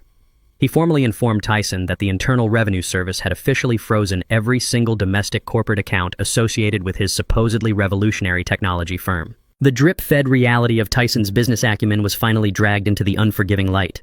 The agent declared to the silent, horrified crowd of investors and politicians that the highly praised tech startup possessed absolutely no proprietary software and zero actual revenue streams.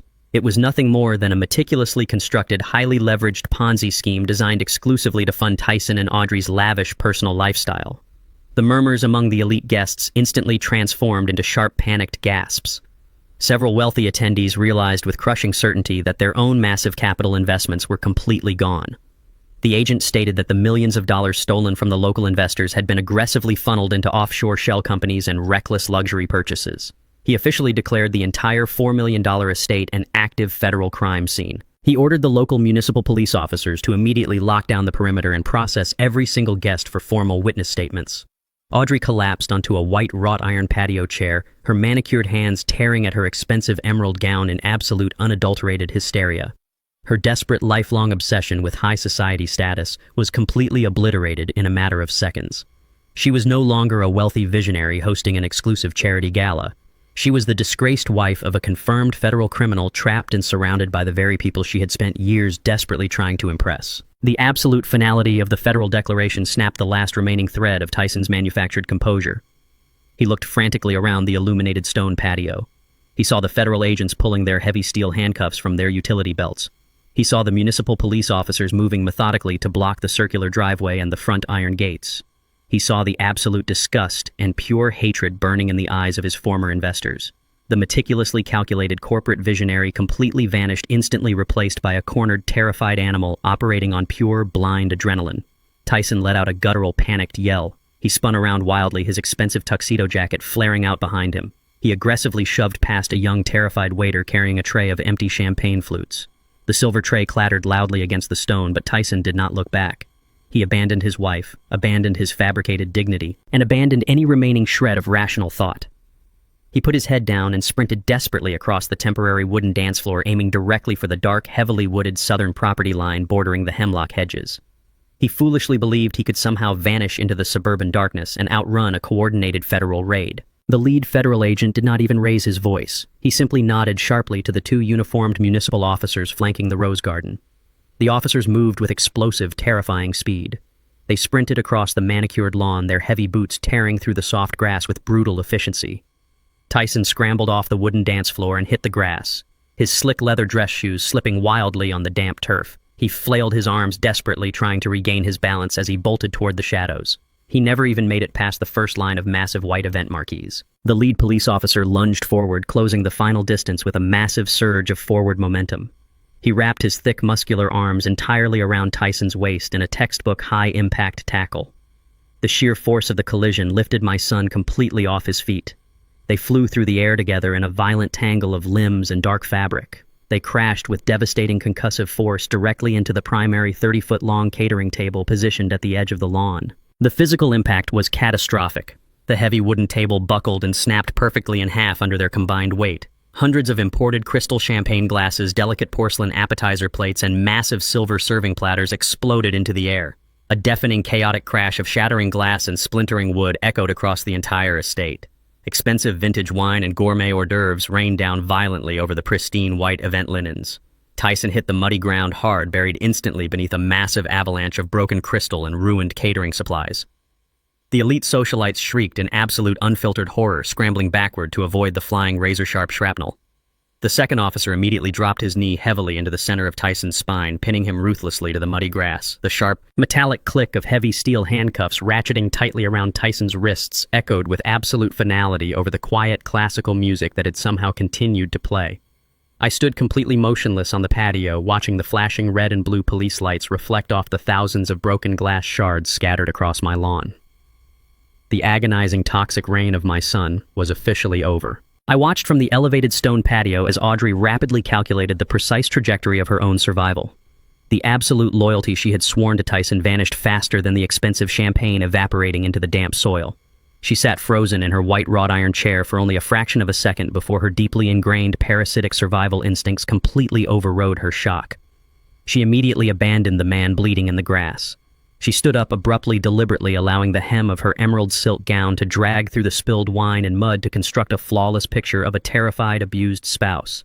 She forced a series of violent, hysterical sobs to tear from her throat, projecting the ultimate image of total victimization. She rushed directly toward the lead federal investigator, throwing her manicured hands up in a frantic gesture of absolute surrender. Her voice hit a perfectly calibrated pitch of desperate panic as she loudly claimed that she was entirely innocent of any wrongdoing. She pointed an accusatory finger directly at her husband, who was currently pinned to the earth by heavily armed municipal police officers. She stated with fabricated terror that Tyson was a ruthless, domineering manipulator who had forced her to comply with his criminal demands under the severe threat of physical and financial violence. She desperately spun an elaborate narrative for the horrified party guests and the impassive federal agents, claiming she knew absolutely nothing about the massive, staggering IRS tax evasion debt currently crushing their corporate accounts. She insisted, tears streaming down her face, that she had absolutely no idea the warranty deed used to secure the commercial bank loan was a crude forgery, or that the Clarice Holdings Trust even existed. She begged the investigator for immediate federal immunity, eagerly offering to testify against Tyson in court and surrender the locations of all his hidden assets. She utilized every single ounce of her high society charm to sell the illusion that she was merely a helpless passenger trapped in his reckless, illegal schemes. Tyson lifted his face from the mud, spitting out grass and the ruined remnants of expensive hors d'oeuvres. The intense physical pain of the brutal police tackle was completely eclipsed by the searing, absolute betrayal of his wife's words. He thrashed violently against the heavy knee of the police officer, pinning him down, his eyes bulging with unadulterated manic rage. He screamed at the top of his lungs, his voice echoing across the silent, stunned garden, commanding the federal agents to stop listening to her poisonous lies. The polished mask of the untouchable corporate visionary was permanently gone, replaced by a vicious, cornered criminal eager to drag his treacherous partner down into the abyss. Tyson aggressively exposed the absolute darkest corners of their marriage to the surrounding elite guests, roaring that Audrey was the true calculating architect of the entire financial escape plan. He revealed that she was the one who explicitly orchestrated the fraudulent loan application from the very beginning. He detailed how she utilized her deep connections within the downtown financial district to locate a corrupt notary public. when that notary suddenly refused to participate in the final stage of the federal wire fraud. Tyson shouted that Audrey personally stole the stamp and physically forged the government seal on the property transfer documents herself. He screamed that she had spent the last 48 hours aggressively funneling their stolen corporate capital into untraceable Cayman Islands accounts. He pointed out her encrypted digital proxy log stating she had personally booked the one-way flights to Europe and actively planned the horrifying logistical details of abandoning their twin boys to her severely unstable substance-abusing sister. The perfect, untouchable power couple instantly devolved into a pair of screaming, vicious enemies. They hurled brutal insults and catastrophic legal accusations at each other across the ruined lawn, tearing their own relationship to shreds in a desperate, pathetic attempt to escape federal prison. The 50 wealthy socialites watched in absolute paralyzed horror as the grim, toxic reality of their hosts was forcefully dragged into the unforgiving light. The lead federal investigator stood perfectly still, allowing the chaotic screaming match to echo across the manicured grounds. He listened to their mutual destruction with a cold, entirely impassive expression. He did not attempt to interrupt or silence them until they both ran completely out of breath. The agent then looked directly down at Audrey, a sharp, cynical smile slowly forming on his face. He reached back into his heavy leather briefcase and retrieved a secondary, heavily sealed folder. He calmly informed Audrey that her spectacular weeping performance was completely and utterly useless. He stated that the Federal Cyber Division, working directly in tandem with Marcus's private surveillance, had already intercepted and verified the digital transit logs from the international banking branches. The agent opened the file and held up a thick stack of printed financial manifests for the crowd to witness. He explicitly detailed how Audrey's distinct biometric authorizations and digital signatures were permanently stamped on every single fraudulent offshore transfer document. She was not a captive wife kept in the dark.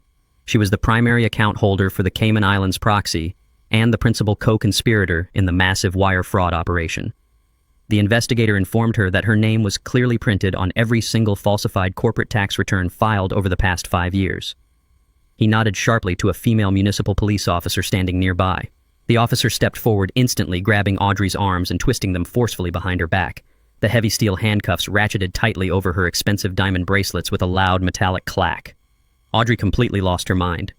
The sophisticated socialite vanished entirely as the crushing reality of a lengthy federal prison sentence crashed over her. The police officers hauled her and Tyson up from the muddy grass, dragging them forcefully toward the flashing red and blue lights of the waiting cruisers. As she was pulled past the stone patio, Audrey locked her furious wide eyes directly onto mine. She thrashed against the officer's grip, screaming violent, venomous curses into the cool night air. She blamed me for her total destruction. She shrieked that I should have simply died in the hospital and handed over my wealth, cursing my survival and my absolute refusal to remain a silent victim. I stood perfectly straight on the edge of the patio, my hands resting calmly at my sides. I did not flinch, I did not respond, and I did not offer her a single ounce of reaction. I watched with silent, unwavering satisfaction as the police shoved her aggressively into the backseat of the cruiser, slamming the heavy door shut and permanently silencing her toxic voice. The flashing vehicles aggressively reversed off the ruined lawn and sped away down the long, dark driveway, leaving the estate completely cleansed of their presence. The flashing red and blue lights of the police cruisers faded into the distance, completely swallowing the frantic curses of my disgraced daughter-in-law. Their departure broke the paralyzed spell holding the 50 elite guests captive. Total panic instantly swept across the manicured lawn. The city's wealthiest socialites and influential politicians scrambled desperately toward the circular driveway, abandoning their dignity in a frantic stampede. They shoved past one another, demanding their vehicles from the overwhelmed valets. High-performance engines roared to life, tires squealed violently against the asphalt, and within 10 chaotic minutes the grand charity gala was entirely deserted.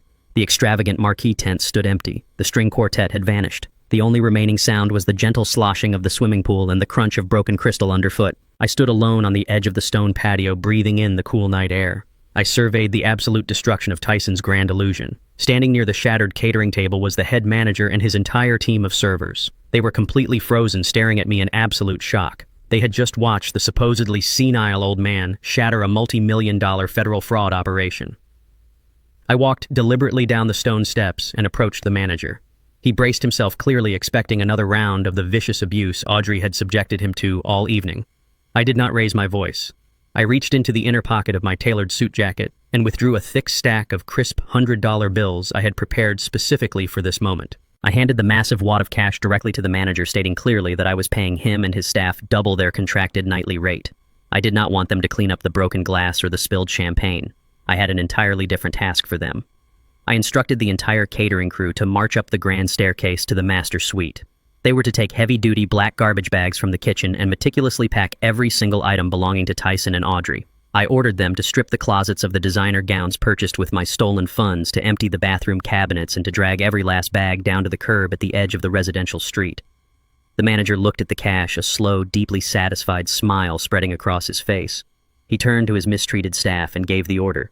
The workers moved with incredible enthusiastic speed, eager to physically erase the presence of the woman who had degraded them. The catering staff operated with absolute efficiency. Dozens of heavy black garbage bags rapidly piled up on the damp concrete curb, creating a towering monument of discarded greed.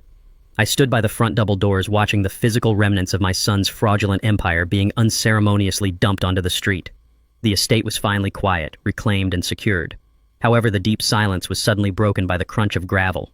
A nondescript state-issued gray sedan pulled into the driveway, bypassing the mountain of garbage bags. A stern woman wearing a practical navy pantsuit stepped out of the vehicle. A bright silver badge clipped to her lapel identified her immediately as a senior investigator for Child Protective Services. The federal authorities had worked with terrifying speed. The moment Tyson and Audrey were formally booked into federal custody, the state was automatically notified regarding the welfare of their minor children. The social worker marched up the front steps, her face locked in an expression of grim bureaucratic determination. She carried a thick clipboard loaded with emergency extraction orders. She informed me that the state was taking immediate temporary custody of my twin grandsons. The government had executed a simultaneous raid on the digital records Audrey left behind.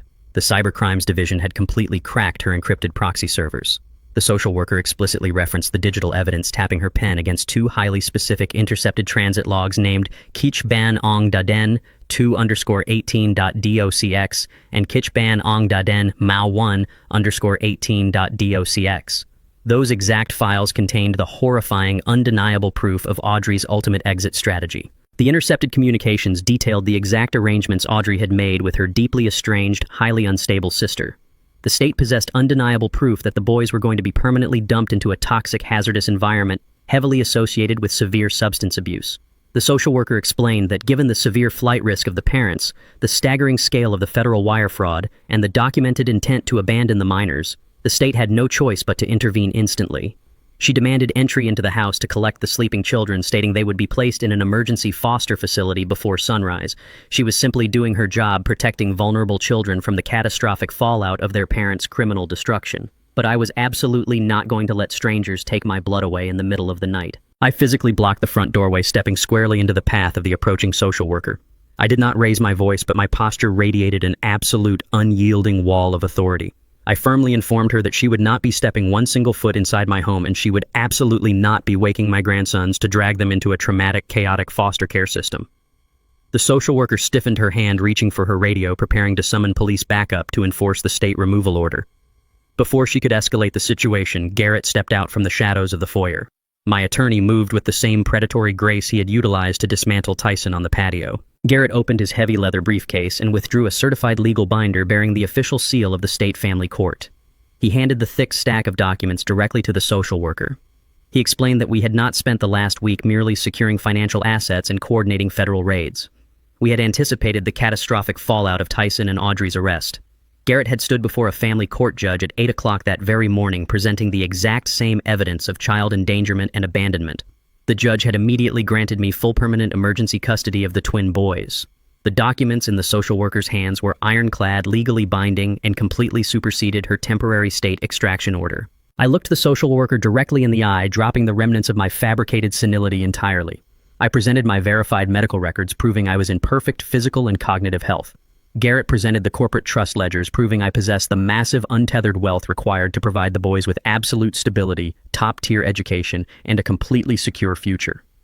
I was the sole managing director of a $4 million estate and a perfectly fit, fiercely protective grandfather. The state had absolutely zero legal grounds to remove the children from my care. The social worker meticulously scrutinized the judge's signature, verified the court seals, and cross-referenced the custody decree with her own files.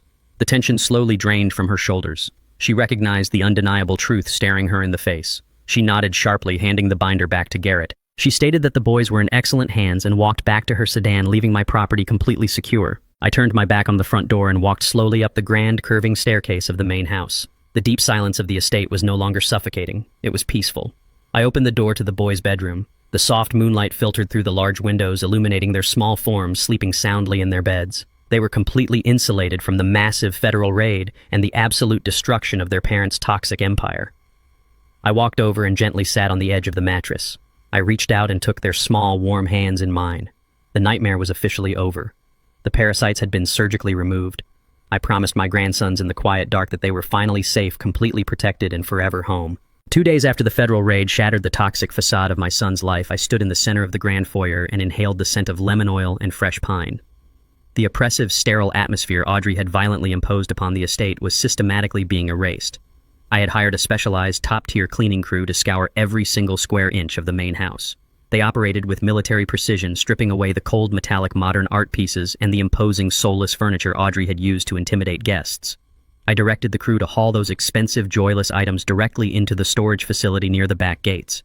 I was physically and spiritually cleansing my home, washing away the lingering residue of their boundless greed. The massive windows were thrown wide open, allowing the crisp morning breeze to finally sweep through the hallways that had felt like a prison for months. The estate was breathing again. It was finally preparing to become a real sanctuary for my twin grandsons. Once the primary living room was completely cleared of its synthetic modern decor, I walked down the hall to my secure private study. I unlocked the heavy oak cabinet where I had hidden my most precious belongings to protect them from Audrey's destructive purges. I carefully lifted 2 heavy cardboard boxes and carried them back into the sunlit living room. Inside those boxes rested my late wife Clarice's extensive vintage vinyl collection. Audrey had demanded I throw them in the incinerator, calling them worthless clutter. I gently unsealed the flaps and pulled out the worn, familiar cardboard sleeves. I ran my fingers over the edges, feeling a profound surge of warmth replace the cold anger that had sustained me for weeks. I retrieved my vintage record player, wired the heavy brass speakers, and carefully lowered the needle onto Clarice's absolute favorite jazz album. The rich, soulful sound of a saxophone instantly flooded the massive living space, bouncing off the freshly polished hardwood floors and echoing up the grand staircase. The music was a vibrant, undeniable declaration of victory. The warmth, the soul, and the authentic love that Clarice and I had built this house upon were finally restored. I stood in the center of the room, letting the music wash over me, knowing my grandsons were playing safely in the yard outside. The sharp, demanding ring of the landline cut through the smooth jazz melodies, instantly demanding my attention. I walked over to the heavy mahogany side table and stared at the caller ID display. It blinked with the unmistakable automated designation of the Regional County Correctional Facility. Tyson was utilizing his state-mandated phone privileges. I picked up the receiver and held the cold plastic to my ear without speaking a single word. An automated voice prompted me to accept a collect call from an inmate. I pressed the corresponding button, allowing the line to connect. The absolute silence on my end was met with the frantic, hyperventilating sounds of a completely broken man. Tyson did not offer a greeting. He immediately launched into a pathetic, rapid-fire stream of desperate begging. The arrogant, untouchable corporate visionary who had proudly stood on my patio mere days ago was completely gone. In his place was a terrified, weeping child, entirely stripped of his tailored suits and his fabricated power. He sobbed into the receiver, his voice cracking violently as he described the horrifying concrete reality of the federal holding cells. He complained about the freezing temperatures, the terrifying inmates surrounding him, and the agonizing realization that his high-priced defense attorneys were demanding massive upfront retainers he could no longer access. Tyson begged me for salvation. He pleaded with me to liquidate a portion of my corporate trust to post his astronomical bail. He utilized the exact same manipulative tactics he had weaponized against me for decades. He cried out that he was my only son, that he was terrified, and that he desperately needed his father to protect him from the federal prosecutors aggressively building a mountain of wire fraud and tax evasion charges against him. He swore with frantic, tearful promises that he would change, that he would submit to any rehabilitation program I demanded, and that he would spend the rest of his life making amends for his catastrophic mistakes. He desperately tried to reach back into the past, invoking childhood memories and manipulating my paternal instincts, completely convinced that if he just cried hard enough, I would instantly revert to the enabling protector I used to be. He waited for my reassurance, his heavy, panicked breathing echoing through the phone line. I stood perfectly still, allowing the weight of his desperate sobbing to hang in the air. I looked around the sunlit living room, listening to the soft, enduring notes of Clarice's jazz record playing in the background. The contrast between the peace I had reclaimed and the chaotic, self-inflicted hell Tyson was currently trapped in was absolute. I did not raise my voice, I did not yell, and I did not offer him a single shred of emotional comfort. I spoke with the cold, immovable authority of a man who had survived a calculated assassination attempt on his own sanity. I firmly instructed Tyson to stop crying and listen to me very carefully. I told him that I clearly remembered the exact moment he ceased to be my son and transformed into a parasite. I reminded him of the dark, quiet mornings when he would enter the pool house with a glass of water and a handful of heavily sedating, unauthorized psychiatric pills. I vividly recounted how he and Audrey had systematically gaslighted me intentionally, hiding my belongings, isolating me from my friends, and aggressively convincing me that my own mind was violently deteriorating. I told him that I remembered the pure, unadulterated cruelty in his eyes when he laughed at my supposed confusion. My voice dropped an octave, carrying the heavy, lethal weight of undeniable truth. I specifically reminded Tyson about the private medical transport van he had secretly scheduled to arrive the morning after the charity gala. I detailed his exact documented plan to forcibly drag his own father out of his bed, strap him to a gurney, and lock him permanently inside a high-security dementia ward simply to steal a house he did not earn. I told him that a man who actively plans the psychological destruction and permanent incarceration of his own father absolutely forfeits the right to beg for paternal protection. Tyson stammered desperately, trying to interrupt to offer hollow justifications and frantic denials, but I cut him off immediately. I informed him that I had spent my entire life shielding him from the fire, absorbing the cost of his failures so he could walk away completely unburned. I stated clearly that my ultimate failure as a father was protecting him from reality for far too long. That protection had mutated his ambition into pure toxic greed. I told him that the steel bars currently surrounding him were not a mistake or a misunderstanding. They were the direct, inescapable consequences of his own calculated malice. I informed Tyson that I would use every single dollar of my wealth to secure a brilliant, beautiful future for my 2 grandsons, ensuring they would never inherit his devastating lack of morality. I told him that my financial resources were completely and permanently sealed away from him. He would face the federal prosecutors, the massive IRS evasion charges, and the lengthy prison sentence entirely on his own. I promised him that no bailout was coming and that he would finally learn how to survive in the reality he had created. I firmly placed the receiver back onto the cradle, severing the connection with a sharp final click. I turned my back on the phone, walked toward the open windows, and watched my grandsons chasing each other through the bright green grass. Audrey sat in the sterile, windowless consultation room of the Federal Detention Center, her designer silk gown permanently replaced by a stiff, fluorescent orange jumpsuit. The crushing reality of her situation had finally pulverized her high society arrogance. Her offshore accounts were frozen, her luxury assets were seized, and she was forced to rely on an overworked public defender because she possessed absolutely zero access to liquid capital. Audrey immediately attempted to manipulate the legal system with the exact same predatory cunning she had used to terrorize my catering staff. She offered the federal prosecutors a comprehensive plea deal. She eagerly volunteered to turn state's evidence, promising to testify against Tyson and detail every single fraudulent transaction he had executed over the past 5 years. She demanded full federal immunity in exchange for her cooperation. However, her primary condition for the plea deal was retaining full maternal visitation rights with her twin boys. She viewed the children not as human beings to be loved, but as permanent emotional leverage she could weaponize against me from behind bars. The federal prosecutors immediately informed Garrett of her demands. My attorney did not waste a single second. He walked straight into the county family court and filed an emergency injunction for a permanent, impenetrable restraining order against Audrey. Garrett stood before the judge and presented the intercepted digital proxy logs.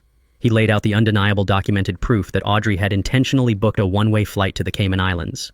He showed the court her explicit written correspondence detailing her calculated plan to abandon the boys to her severely unstable sister. Garrett successfully argued that a woman willing to discard her children into a hazardous environment to escape federal prosecution possessed absolutely zero maternal rights. The family court judge was profoundly disgusted by the evidence. He signed the permanent restraining order without a moment of hesitation. The legal decree severed Audrey from the boys completely. She was legally barred from requesting visitation, making phone calls, or sending written correspondence to the estate. Her desperate attempt to maintain a shred of control was completely annihilated. She was entirely cut off from the outside world, trapped in a concrete cell with nothing but the devastating consequences of her own boundless greed. The morning after the permanent restraining order was officially filed, I sat behind the heavy oak desk in my private study. The morning sun streamed through the large bay windows, illuminating the dust motes dancing in the quiet air. Garrett sat across from me, a fresh stack of legal parchment resting on his leather briefcase. It was time to permanently secure the future. I instructed Garrett to retrieve the original last will and testament I had drafted alongside my late wife Clarice over 30 years ago. I stared at the yellowing document tracing Clarice's elegant signature with my index finger. When we initially built our logistics empire, we genuinely believed that leaving our entire estate to Tyson would provide him with a powerful foundation to build a meaningful, productive life. We fundamentally misunderstood that unearned wealth without instilled morality only breeds entitlement. Our blind, unconditional trust had slowly manufactured a monster who viewed us as nothing more than a perpetual ATM. I picked up a heavy brass letter opener and systematically shredded the outdated document, dropping the pieces directly into the wastebasket. I looked at Garrett and ordered him to construct a completely impenetrable corporate trust exclusively designated for my two grandsons. I dictated the terms with absolute uncompromising clarity. The entirety of my liquid capital, the property deeds, and the corporate holdings were to be locked securely inside conservative high-yield municipal bonds. The boys would not receive a single penny until their 30th birthdays. Furthermore, the disbursement of the trust was completely contingent upon incredibly strict behavioral clauses. To access the capital, my grandsons must provide documented proof of 5 years of continuous steady employment. They must maintain a completely flawless criminal record. I was ensuring they would learn the fundamental value of hard work before they ever touched my wealth. There would be absolutely no unearned bailouts and no golden parachutes for reckless behavior. Finally, I instructed Garrett to explicitly name Tyson and Audrey in the exclusionary clauses. I legally barred them from ever contesting the document or accessing a single cent of the fortune I had built. Their names were permanently erased from the Clarice Holdings portfolio. The federal trial moved with the swift, brutal efficiency of a massive industrial machine. Tyson and Audrey's desperate attempts to secure leniency by viciously attacking each other completely backfired. Their aggressive public betrayals provided the federal prosecutors with an overwhelming mountain of corroborating evidence. They essentially prosecuted each other on the stand. The jury required less than 2 hours of deliberation to return guilty verdicts on every single count. The judge showed absolutely zero mercy. He sentenced Tyson and Audrey to decades in federal prison for premeditated wire fraud, massive tax evasion, and corporate conspiracy. They were permanently removed from society, locked away behind heavily fortified concrete walls where their manipulative tactics and synthetic charm held absolutely no currency. I did not attend the sentencing hearing. I had already moved on. I stood on the polished stone of my back patio holding a steaming mug of black coffee. The sun crested the horizon, casting a brilliant, warm, golden light across the sprawling estate. The morning air was crisp and completely still. The heavy, oppressive atmosphere that had choked this property for months was entirely gone. The back doors swung open, and my twin grandsons burst out onto the patio. They were dressed in bright, comfortable clothes, clutching a worn leather football between them. They sprinted past me, their laughter ringing out clearly as they hit the damp grass. They tackled each other playfully, rolling across the pristine, manicured lawn without a single care in the world. They were safe. They were thriving. The trauma of their parents' toxic reign had been carefully mitigated and replaced by consistent stability, structure, and genuine affection. I watched them throw the football high into the clear blue sky, feeling a profound sense of peace settle deeply into my chest. The violent invasion of my home felt like a distant, rapidly fading nightmare. I reflected on the grueling journey of the past few months. I had not reclaimed my sanctuary through loud, chaotic screaming matches or physical violence. I had not stooped to the level of the parasites attempting to drain my life. I had won by utilizing extreme patience, calculated intellect, and the sheer immovable weight of undeniable truth. I had allowed their own arrogance to dig their graves, and then I simply pushed the dirt over them. I had executed the perfect silent adjustment. My legacy was no longer a vulnerable target for greedy manipulators. It was an impenetrable fortress, built on a foundation of absolute legal and financial security. The estate was secure, my family was protected, and the memory of my late wife was properly honored. I took a deep, satisfying breath of the morning air, set my coffee mug down on the patio table, and stepped off the stone edge to join my grandsons on the grass. True wealth is never measured by a bank account, but by the integrity of one's character. This story reveals that enabling toxic behavior under the guise of family loyalty destroys both the giver and the receiver. Parents must realize that protecting adult children from the consequences of their actions is not love, but a truly dangerous disservice. Respect must be earned, and healthy boundaries are the ultimate foundation of any lasting relationship. We must always value those who love us for who we are, not what we constantly provide. Please subscribe to our channel and share your honest thoughts below.